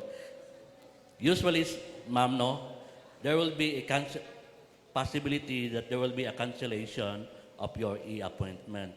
Muna nga, amo ginakuan sa atong mga clients or taxpayer nga you should have a valid email address so that from time to time you can check whether your appointment was canceled or not.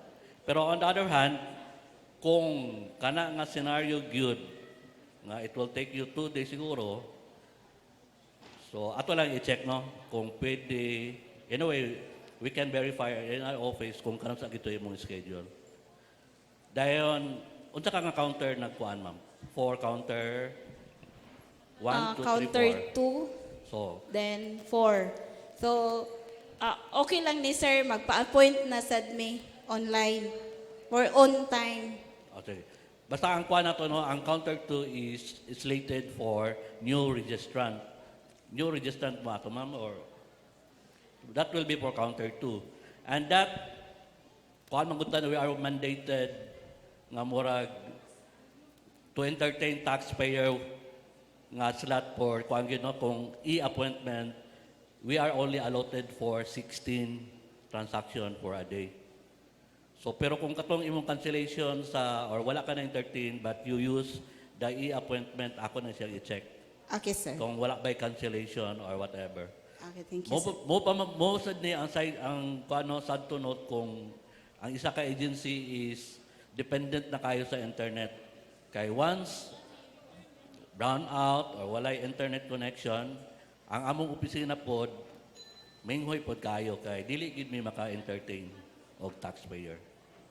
Mo po na siya ang marag kuan nato, no, the other side kung ikaw high-tech pod.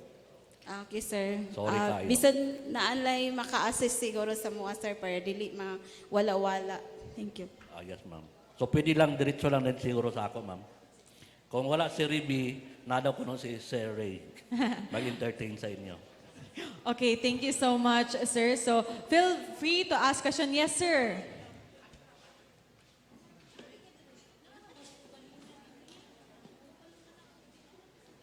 So natay DOST, DTI, PhilJeps, o BIR.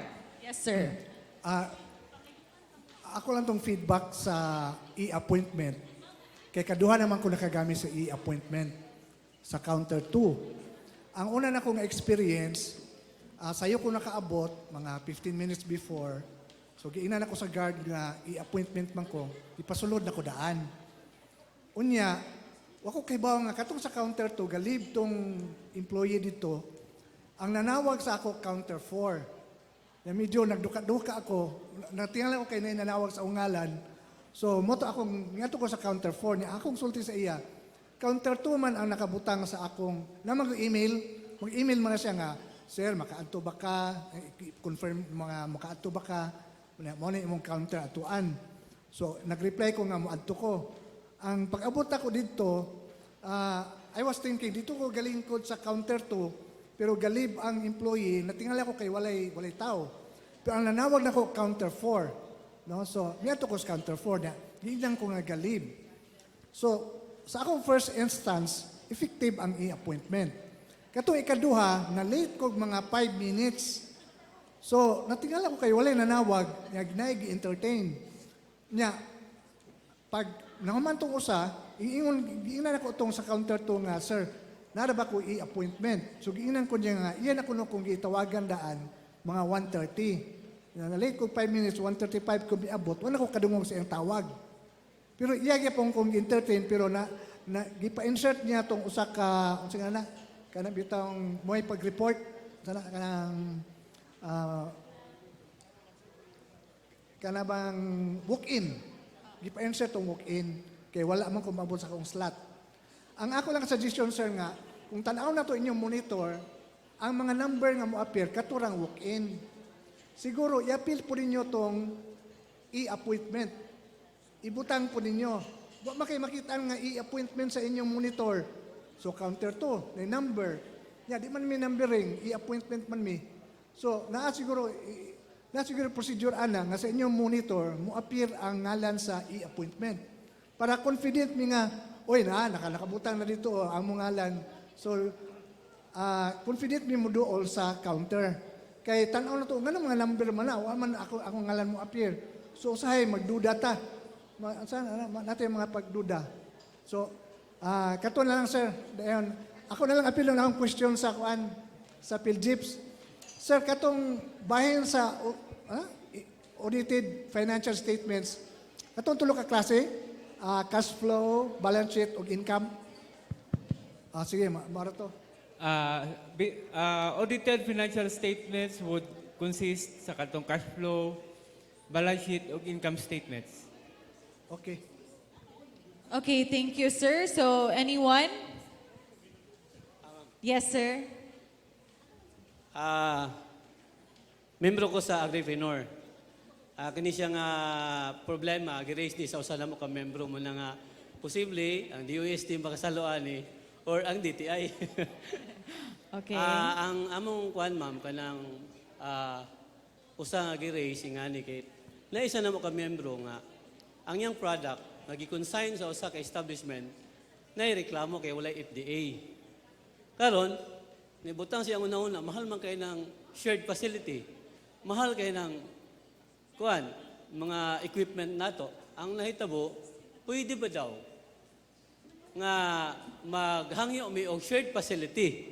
Pero kami tanan, as processor, mo gamit, unya, hangyo po na mo nga pwede ba marehistro sa FDA kung shared siya nga facility kay brag lisod kaysa nga tanamam ang per product registration ana siguro sa production area pwede pero per product registration dili sa yun hangyo na ako ma'am saka either sa DOST or DTI. Okay, thank you, sir. Yes, ma'am. para makatipid mi ma'am kung common. Sige, sir. Okay, thank you, sir, for that valid question. No? Indeed, one of the struggles for our food processors is to have the license to operate under the Food and Drugs Administration. Now, very timely imong question kay just, I think it was 2 days ago when we had the Bukidnon's Med Council meeting. And it was also discussed about that issue. So there were, ano ni siya? There were talks on how to address that. And if you recall, on one of my presentation earlier, there was that possible potential investment for a toll processing center, which would cater to different types of, kaganiha, coffee man to nga example, but that same concept can be applied also to food processors. Now, we need investors for that. For DTI for now, we have shared service facilities, but it was already distributed to certain cooperators. And for setup, I think pwede ang individual. But since we're looking at isa lang kakuan, we are actually thinking of looking at the TLDC in the Provincial Agriculture's Office, or if the City Agriculture's, I think, I remember on one of our meetings, napa ba si Ma'am Ram Ram? I think there was a processing facility or an area there in the city agriculture's office which can be utilized as a processing center for all the agripreneurs in the city. But then, ang ato lang ko nato is we need the help of the OST for the consultation to help assess as to the possibility of kanang makapasa ba siya in terms of the requirements from the Food and Drugs Administration. But rest assured that kana inyong mga concerns were already listed and will be also raised during the Regional Micro, Small and Medium Enterprise Development Council in the next quarter's meeting. And we will be inviting the FDA representative from the regional office to help us also understand the process and the procedure, including the requirements, so we can, for us, the government agencies, as enablers, we would be able to help you in terms of addressing this specific concern. Because that is indeed true. Like in some of our marketing events, we cannot allow food manufacturers that has no license to operate na registration. So katulang siguro, we will work with the provincial government for the TLDC as a potential site for a common shared facility, and perhaps another talk from the City Agriculture's office if we have that certain area that was mentioned. I forgot which meeting was that. I think sa SIDMO to.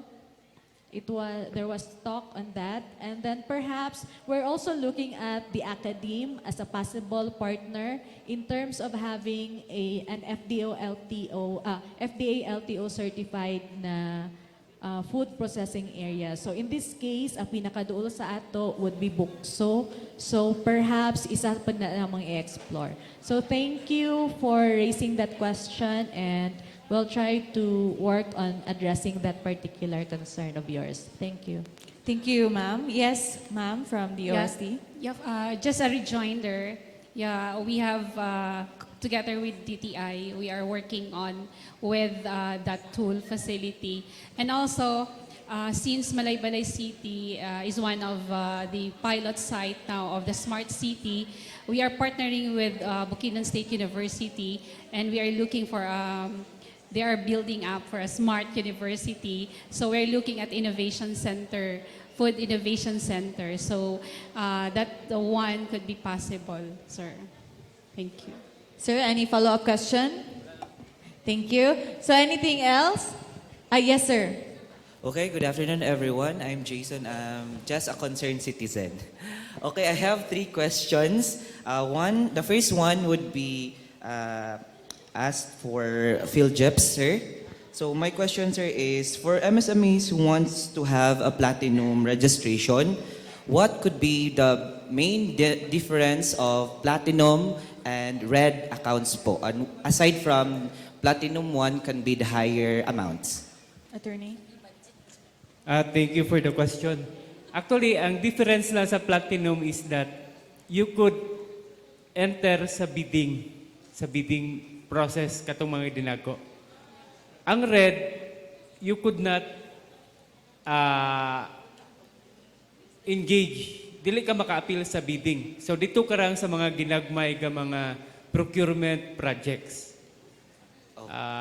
How small or how big is the maximum for red, sir? For the city government, we are a first-class city, first-class manta. Our bidding bidding amount threshold namo is 1 million and above. For goods, platinum, 1 million and above. So, amo na among bidding. So, if you are a platinum certificate holder, Registered. you could bid for those kind of amount. Pero kung kato mga shopping namo, kung red ka lang, so dito ka lang sa mas lower ga mga Lower shopping, 1 million and below. Ang Okay. among bidding is above 1 million. Okay, so is it safe to assume, sir, that if the bidding amount is 1 million, we need to require our suppliers to have a platinum account? It is required under the law. Okay, thank you so much for that, sir. Thank you. Okay, my two Next question. Yes, my two other questions are addressed to BIR. So the first question is, so in the field kasi sir, sometimes other municipalities, medyo mag-close yun sila kung moabot mo. So di tayo na malikayan. So just like, so for the question in this context, so you said that all businesses needs to register regardless of capitalization. So sometimes, mga good sir, our MSMEs, or specifically lower than micro, we call it, some other call it nano, or for the presentation earlier, it was cottage. So dili man good kay sila, like for farmer retailers, Saturday, Sunday lang sila for bagsakan. And these farmer retailers are required to have business permits and DTI certificates. So with that, our question is, does these very low assets or capitalization MSMEs or lower than micro needs to register in BIR? Well, my answer is yes. So, ato lang emphasize no that the BIR is just only an implementing agency. So, pwede ta mo labi siguro sa atong mga congressmen, atong mga lawmakers nga para sa kana nga scenario. So, as a... Yes, sir. Kaya actually, some of these businesses or establishments, dili gid sila like everyday nga operating. So, especially ang mga lower cases nga, mga MSMEs nga, mga businesses nga low gid ilang capital, they often ask some of our agencies, government agencies, if they do need to register the. Bisa pag one day lang sila ga business, bisa pag peddlers lang sila, or some are ambulance lang or kanang galihok-lihok lang through kuan bisag ilahang income is just 1,000 a month, they do need to register their businesses, sir. Yes, yun tapir me. So, So, mo lagi yes. na, we have to lobby So with katong mga farmers, i-advise gyud nato nga i-register. Correct. Fish retailers, yes. Yeah. Okay. In So, short, kana mga yes. gapil-apil sa tabo, So no? nadunggan na. Gapil sa tabo, kana dapat Yes, sa kanang pares- tabo specifically sa mga bagsakan area, sir, they are required to have business permits. So, ang rational man ko nato ana is that para ma-monitor po sa ato mga lawmakers kung kinsa ba gining ato mga negosyante. Whether they belong to the micro, katong cottage, or medium, para gid na nila kay para makabuhat sila og balaod. Now kung walay record ang BIR, so unsaon nila pagbuhat og insakto nga balaod nga suitable sa atong mga negosyante nga mga gagmayra. So mo mao na ang kasagaran no dili na maparisto kay tungod lagi walay capital or ang ilang capital gihulaman ra or their capitalization is just only 500 pesos. So ato gyud gibalik diri regardless of your capitalization, you should register with the BIR. Okay, thank you for that, sir. And with that, I will follow a question.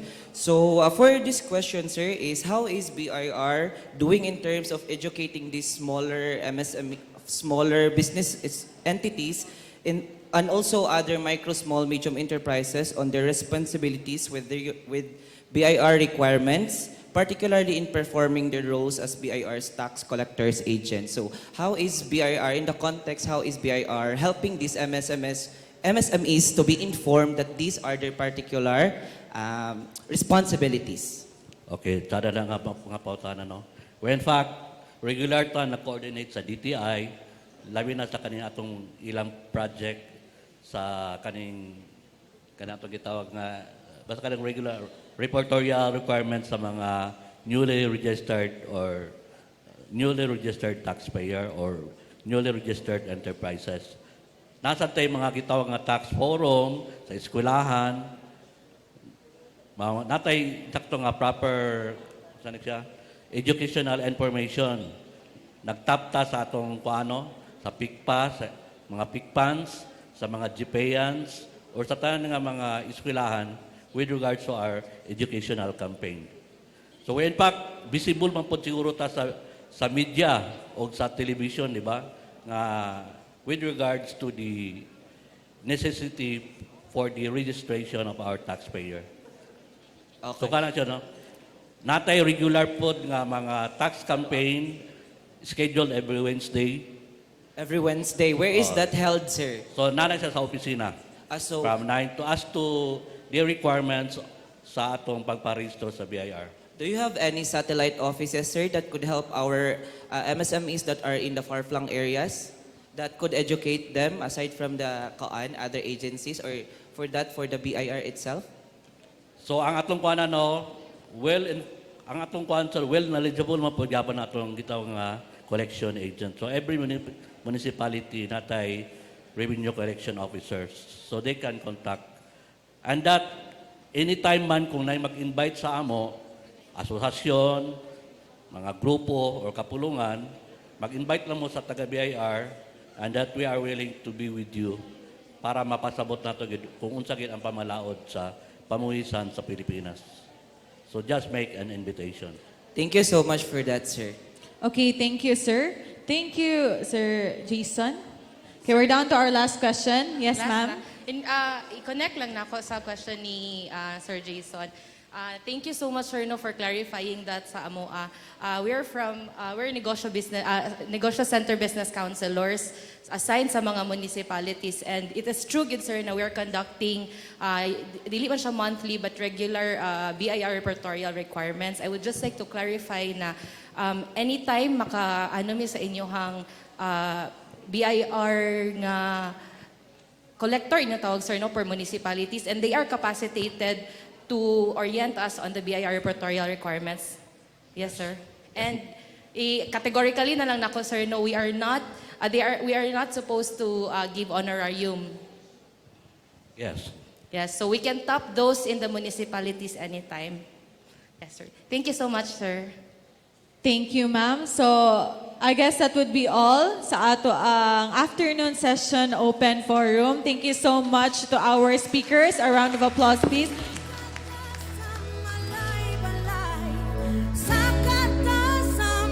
Thank you. Thank you kayo sa ato mga business sectors nga nagahinjud og pangutana sa ato ang mga speakers karon. So now, to give his response,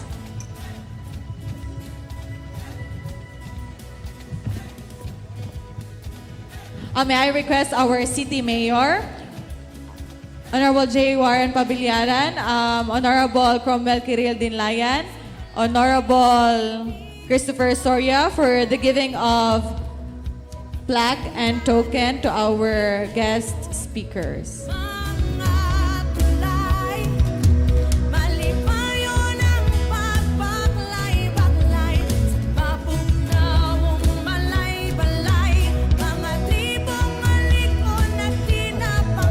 And of course, our Lidipo designate, Mr. Romeo Lapiceros Jr.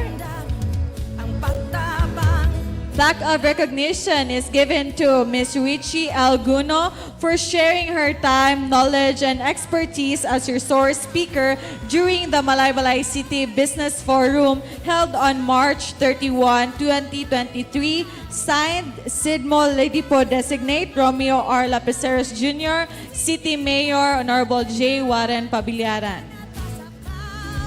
Another plaque of recognition is given to Ma'am Pamela Raquel D. Villanueva for sharing her time, knowledge, and expertise as resource speaker during the Malaybalay City Business Forum. Signed, Sidmo Lidipo Designate Romeo R. Lapiceros Jr. and City Mayor J. Warren Pabiliaran.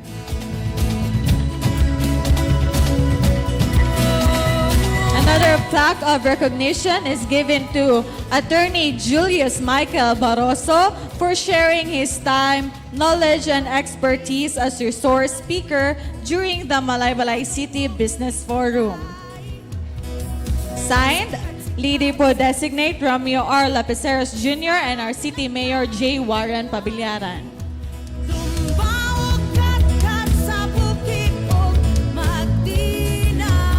Another plaque of recognition is given to Sir Raimundo Carbajal for sharing his time, knowledge, and expertise during the Malaybalay City Business Forum. Signed, Sidmo Ledipo Designate, Mr. Romeo Lapiceros Jr., and City Mayor J. Warren Pabiliaran.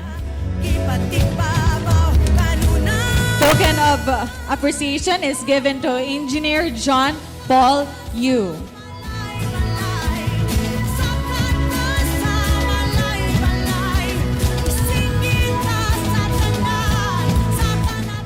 Another certificate of recognition, a special certificate of recognition will be given to our CMO media team. May I call in Ma'am Jinjin Tankyon.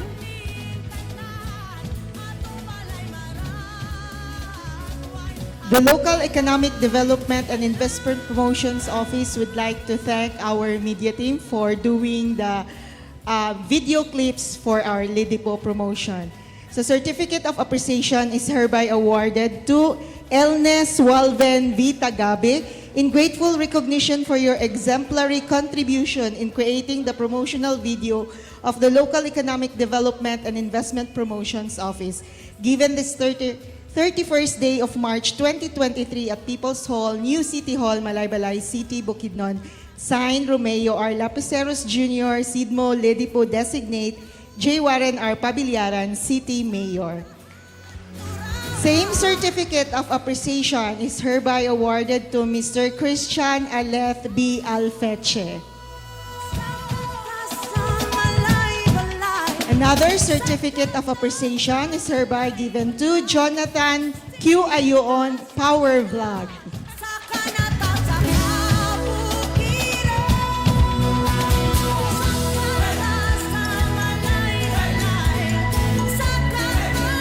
Same certificate of appreciation is given to Chris Ellis D. Galdo.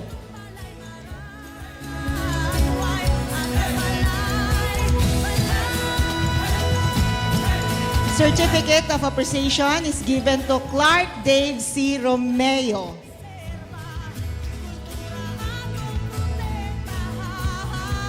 Certificate of appreciation is given to Gilberto A. Hamil Jr. And certificate of appreciation is given to Rhea May O. Garcia. Thank you so much.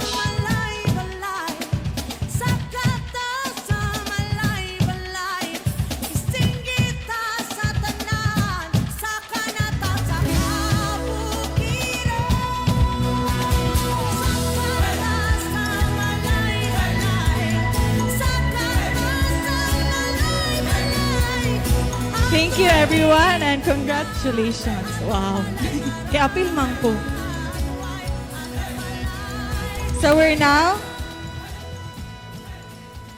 So to give his response and statement of support from Malaybalay City Chamber of Commerce and Industry, please help me welcome Honorable Christopher B. Soria. A round of applause, please.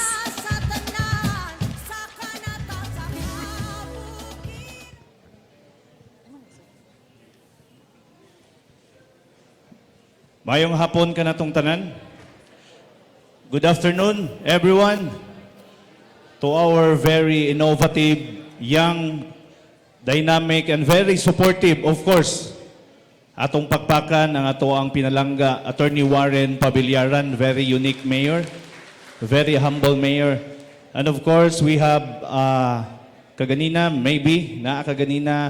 the Honorable Vice Mayor Celito Marabi, atong pagpakan.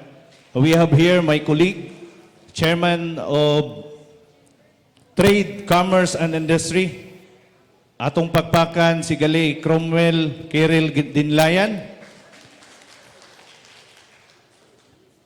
We have also the Lipido Designate, Mr. Romeo R. Lapiceros Jr. Atong pagpakan. The government officials, public servants, and we have also our City Administrator, Attorney Ann Bergado, atong pakpakan, ay Ate Ann. Friends and visitors, we have also mga speakers nga na ganina, na ato si Agaw BIR Chief, ang ato ang Speaker kaganina Sir Raimundo Carbajal atong pakpakan. And we have also Attorney Julius Barroso. And we have Miss Lourdes kaganina pero ning uli na siguro Kyuni Sala atong pakpakan gihapon. We have Sir Arnel M. Kaalim atong pakpakan.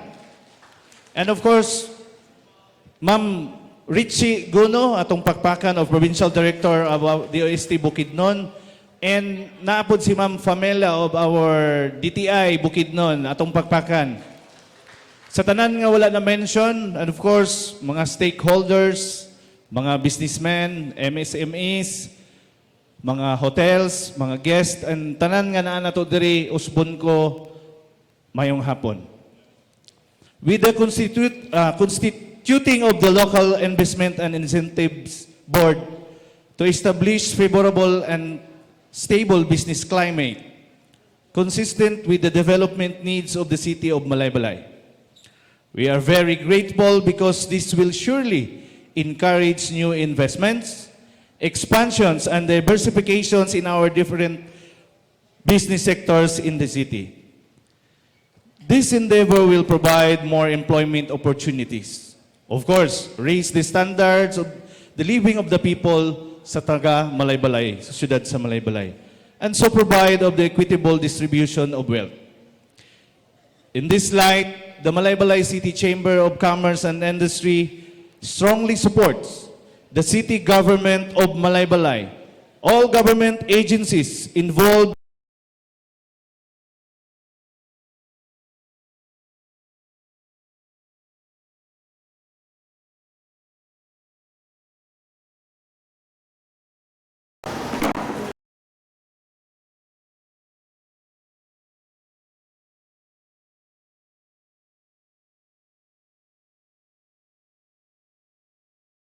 in this light, the Malaybalay City Chamber of Commerce and Industry strongly supports the city government of Malaybalay, all government agencies involved, and to all stakeholders, especially to our fellow businessmen in this road to prosperity. One of the primary objectives of the Malaybalay City Chamber of Commerce as its inherent responsibility is, of course, number one, to unite, and number two, to encourage, and of course, help and to connect the entrepreneurs and businessmen in this beloved city. I do believe that together, whatever difference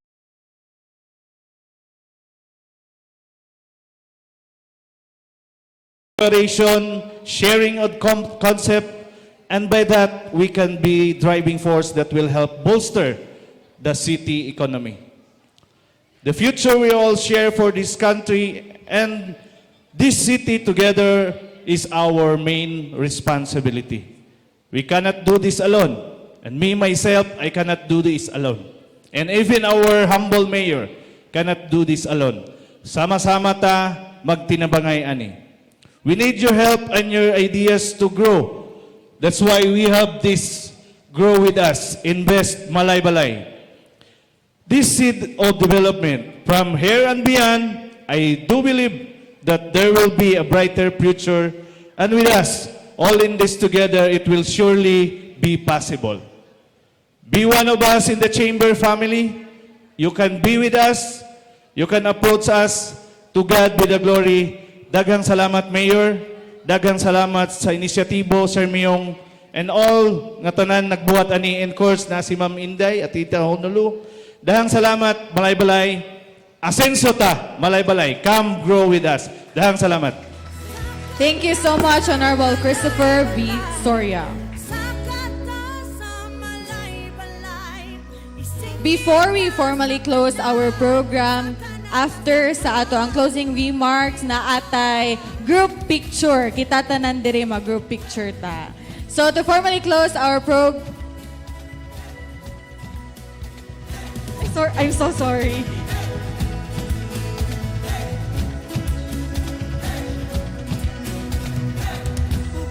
I'm so sorry. To give us an impression from our MSME, I would like to call Edsel James Quimado Jr. from Mushroom City. A round of applause, please.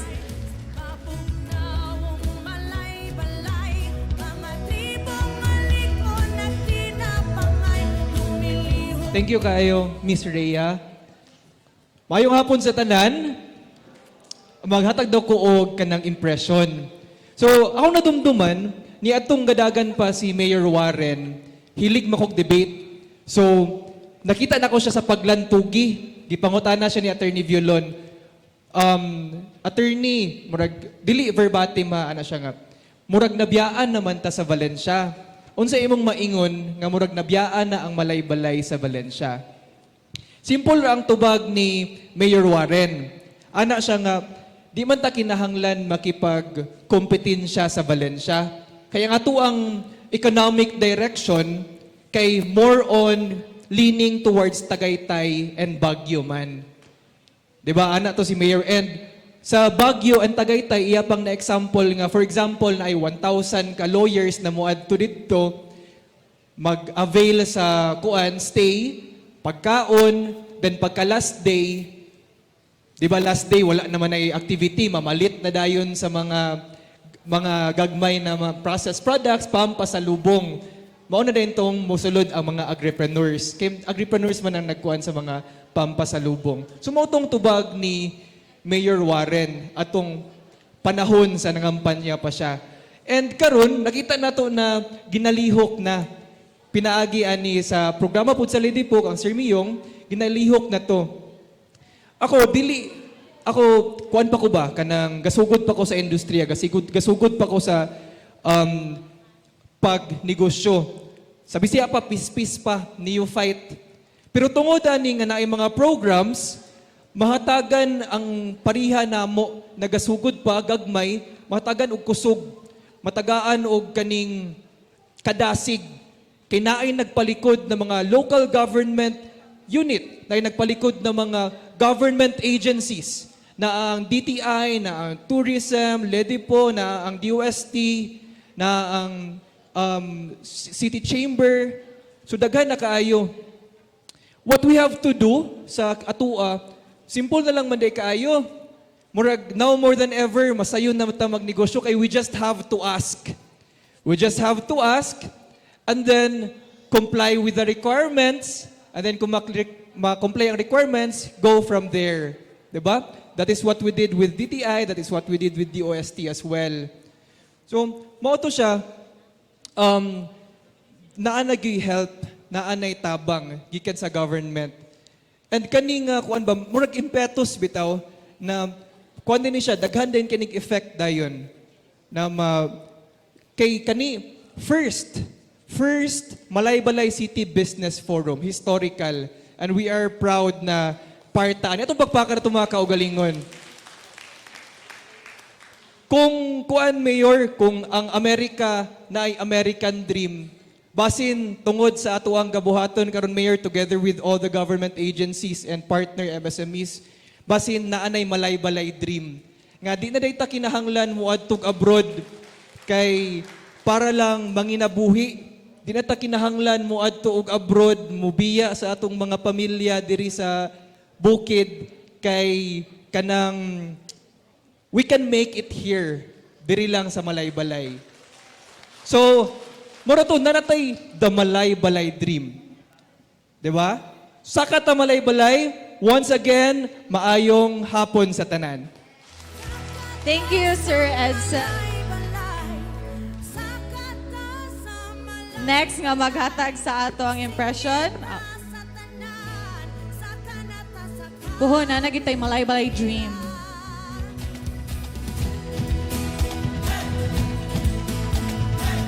Next, to give an impression from Kandiisan Diversified Farm, I would like to call on Sir Ricarte Bacchus. A round of applause, please.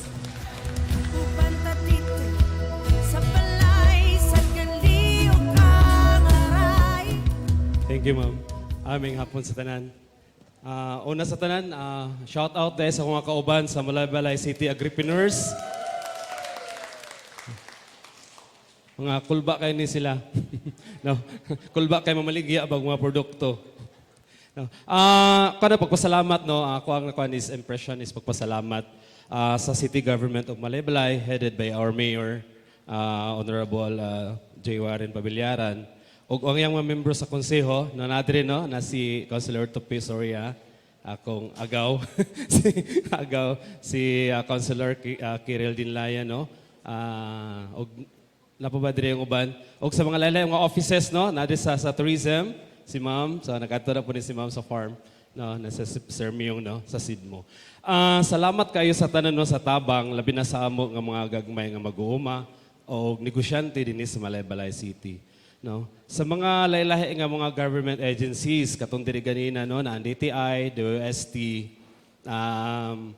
kato sila dahang kay natabang kanamo, no, nga mga agripreneurs, dinhi sa Malaybalay. So di lang mo sa tagsaon pero daghan gyud kaayo sila nga nakatabang na uplift ang amo ang pagpanginabuhi no dinhi sa Malaybalay.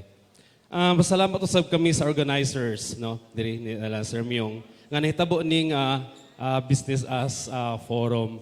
Now first time po ko nakapil ani. Then gwapo kaysa nga venue nga isip sa mo ang gagmay nga mga negosyante.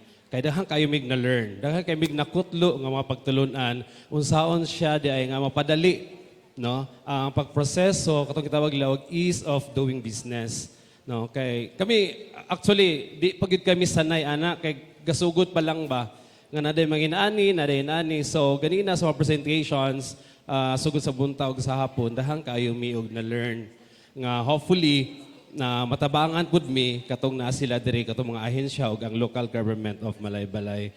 So salamat kaayo kaninyong tanan. In terms of incentives po katong gi-present ni Sir Myong, naghanbig nakatunan nga pwede di ay no nga ma-avail namo. Abi na mo ang mga incentives para lang sa mga dagko nga mga negosyante. So naaday para pud sa amo nga mga gagmay no nga pwede namo ma-avail nga samo lang nga makaduol lang mi sa inyo no. So, gipasalig mo sa to sa Sidmo o sa LGU nga anytime pwede ta mo duol sa ilaha. No? Di lang ta mahadlok o di lang ta maulaw sa ila. So, salamat kay sa tanan. Din ako po i-take ang opportunity. Pasalamat sa DTI. Dako kani sila tabang sa Candies and Diversified Farm, especially sa mga products no, sa pag-develop, no, sa packaging, labeling, dayon, basta daghan kayo. Then sa DOST, ongoing ang kuan karon sa mo ang FDA. So nag-hire sila consultant kung matanaw sa mo ang gamay dito nga kuan na facility processing area nga pwede siya matagan og license to operate no kay bisag among product di pa kay ana kadaghan pero gwapo siya kung FDA registered na siya kay di na ta mahadlok matug gawas no mamaligya ta no kay murag karon hadlok pagita basig i-pull out sa no kabalo ta sa lain-lain ahensya nga pwede mo pull out sa imong products kung wa pa kay LTO FDA. No. So salamat kaayo sa DOST. Then sa IPO, na si Sir John Paul, so, ga-assist po din sila sa mo, ano. Actually, ang Candy Farm, karang logo sa Candy Farm, registered na siya, no, karang trademark. At the same time, karang tablian ni Candy, nga na diha, ayaw kalimot pagpalit pag-uli. Maligyan din ba? No, na diha. So karang siya is naka-registered na po na trademark, ana. No? So through the help of DTI o sa IPO. So kami, ako din challenge sa mga kauban, padayon ta. Dool ta cancer oh, engineer. No, nato nung kuan sa unsaon daw. Sige, dool mo cancer. Siya makatubag ana. No, salamat gyud kay sa tanan og kato padayon lang ta. Let us grow together o padayon tag-invest in Malaybalay even in our own little way. Salamat og may hapon sa tanan. Thank you, Sir Ricarte. I guess that would be all sa ato ang impression.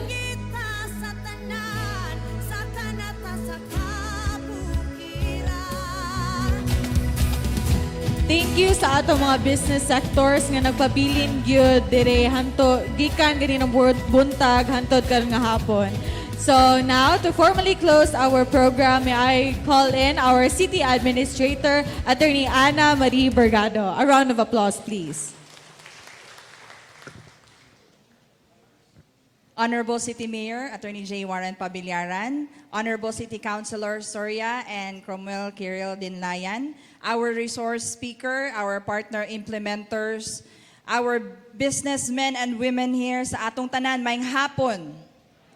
First, I would like to congratulate Sir Myong Lapiceros along with the Ledipo family and select CGM employees for successfully conducting this first ever business forum. Ato silang pakpakan. In response to the city mayor's vision for inclusive economic growth of the city. Second, I would like to thank the support of our city mayor, our government officials nga naagid diri despite their very busy schedule, naagid sila whole day sa ato.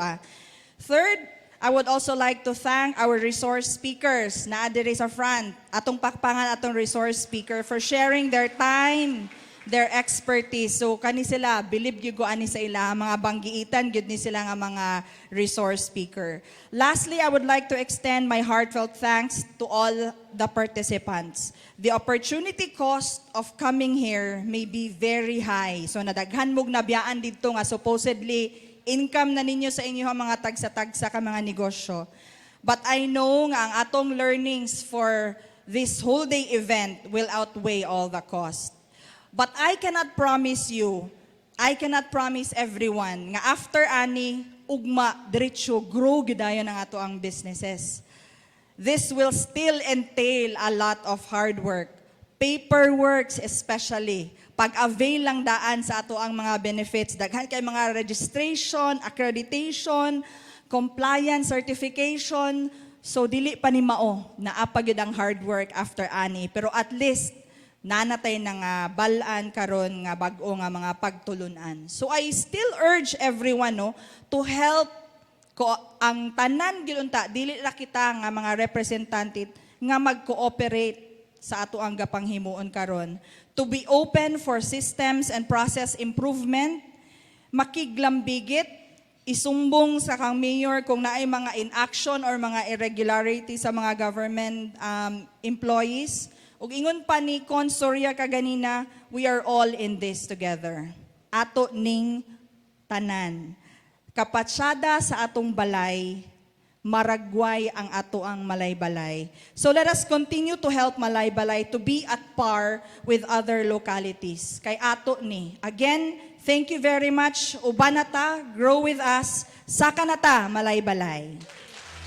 Atong palagpakan, Attorney Ana Marie Vergado. I guess that would be all for our first ever Malaybalay City Business Forum. Grow with us, invest in Malaybalay City. A round of applause, please.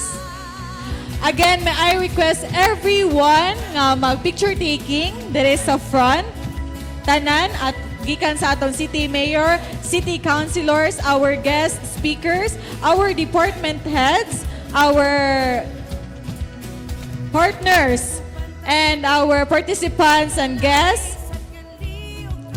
May I request everyone here on stage?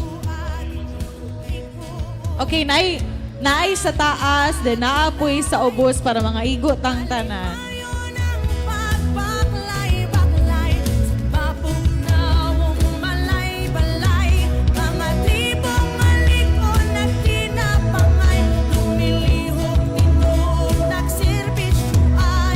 Pwede mag-request o mga lalaki nga kusgan.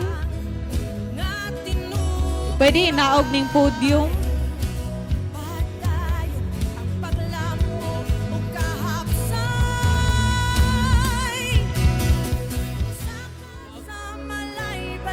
Salamat kaayo mga sir.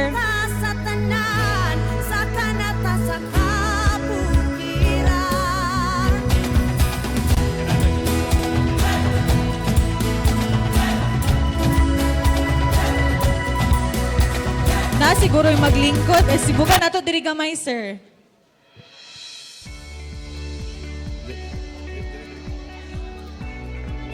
Ang mga yellow, maglingkod daw ang mga yellow. Opportunities and wise investment. Grow with us. Invest in Malaybalay City. With its rolling hills and plains, snaking rivers and creeks, deep canyons and valleys, Malaybalay City is a place to be for investors. With its majestic scenery and its cool climate, makes it an ideal place for real estate investments, making properties in good and prime locations retain and increase in value. It is also Tanan nga one of the naka-yellow, major you can tourist occupy the destinations chairs. in the southern Philippines because of its convenient location and wealth of agricultural offerings. The city has a total land area of Nana ba ang tanan? 108,258 Pwede siguro apil na mo para mas hectares, mabibo. which Asherit constitutes sa likod. Ato mga usherates, 9.23% atong of i-apil. Everybody. Bukidnon's total area. Malaybalay City is approximately 91 kilometers from the nearest airport in Cagayan de Oro City and approximately 2 hours by bus. Its population as determined by the 2020 census was 190,712 with 2.16% population growth rate. Pika siguro ang It is uban. mainly an agricultural area and its products include rice, After sa pork, picture taking, dili sa din tamang sugarcane, hawa ha. vegetables, root crops, and commercial crops such as rubber, coffee, banana, and pineapple. These products are usually sold in the local market or in nearby Okay, natay municipalities video. of the province. Ang atong Agri-based iingon, industries grow with us, primarily invest in Malaybalay. So, mag-iap sila 1, 2, 3. Again, atong iingon, grow with us, invest in Malaybalay. Okay. Kinsa mag-ihap? Ako? Ako na gyapon. Okay. Ready? 1, 2, 3.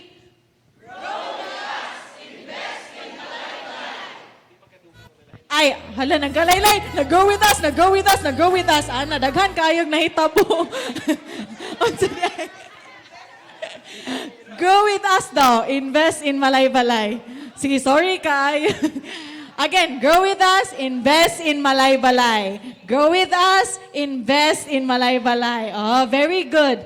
Okay, and on my count, in 3, 2, 1, go. Wow! Very palakpakan. Thank you kaayo sa atong tanan. Thank you everyone! Congratulations, Lidi po!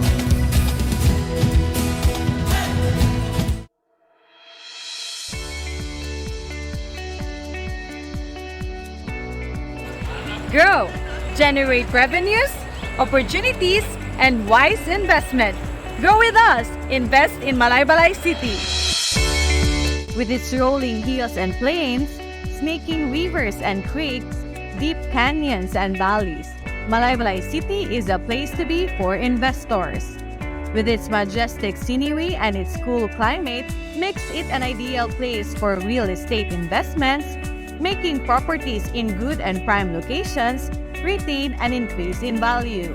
It is also one of the major tourist destinations in the southern Philippines because of its convenient location and wealth of agricultural offerings.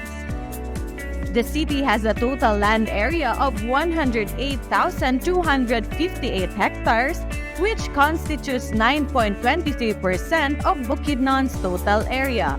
Malaybalay City is approximately 91 kilometers from the nearest airport in Cagayan de Oro City and approximately 2 hours by bus. Its population as determined by the 2020 census was 190,712 with 2.16% population growth rate. It is mainly an agricultural area and its products include rice, pork, sugarcane, vegetables, root crops, and commercial crops such as rubber, coffee, banana, and pineapple. These products are usually sold in the local market or in nearby municipalities of the province. Agri-based industries, primarily poultry and piggery, now flourish in the city. These farms are assisted by big corporations such as San Miguel, Pure Foods, Monterey, and Swift. The city's scenic natural endowments have also produced spring and mountain resorts. At present, 21 accommodation establishments that provides a visitor with a place to stay whenever they visit a particular destination. The city also offers an array of choices in expanding the tourist palette. We also have the most realistic, authentic, and a must-experience festival in the Philippines, celebrated every last week of March to about mid of April. an ethnic festival highlighting the indigenous and rich culture of Bukidnon and honoring the custom of traditions of the 7 original tribal groups in the province, namely Bukidnon, Higaonon, Talaandig, Manubo, Matigsalog, Tigbuhanon, and Humayamnon. The festival is a major annual event in Malaybalay that gathers thousands of local and foreign visitors at the Kaamulan grounds to witness the colorful ethnic dances and costume of the 7 indigenous tribes. Malaybalay City was also awarded as the Seal of Good Local Governance, Seal of Good Financial Housekeeping, Child-Friendly City, and the Pioneering Smart City project by the DOST. The city also has an ongoing construction of sports complex. As to the water connection in the city, 46,987 households, establishments, and entities tap with Malaybalay City Water District to provide them with their needs in water supply. Stable electricity through Bukidnon Second Electric Cooperative. Malaybalay City has 2 main mobile service providers, namely Smart and Globe, and 1 landline internet service provider, which is the PLDT. Malaybalay City was awarded as Best City Police Station of the Province of Bukidnon and Best Component City Police Station of Police Regional Office 10 in 2022. The city also has 24/7 surveillance cameras monitoring the city proper. With quick response emergency services and other public health facilities, a city disaster risk reduction management office who are equipped with advanced skills and trainings on natural hazard and emergency situations, and also Agawad Kalasag 2022 awardee. When it comes to education, we have the Bukidnon State University, a progressive and special place for teaching and learning, which is to educate, innovate, and lead. We also have San Isidro College, STI College, and Mindanao Arts and Technological Institute, who provides efficient and quality education. Accessible and improved public roads and highways for a smooth and relaxing trip around the city. Within the city proper, public utility vehicles such as multicabs and motorellas. We have 14 bank establishments within the city which act as financial intermediaries. Grow. Grow with us! Grow with us. Grow with us! Grow with us! Grow with us. Grow with us. Grow with us. Grow with us. Grow with us. Grow with us. Grow with us. Grow with us! Grow with us. Come, grow with us. Grow with us. Grow with us. Grow with us. Generate revenues, opportunities, wise investments. Grow with us. Come, visit and sakata to our city. Grow with us. Invest in Malaybalay City.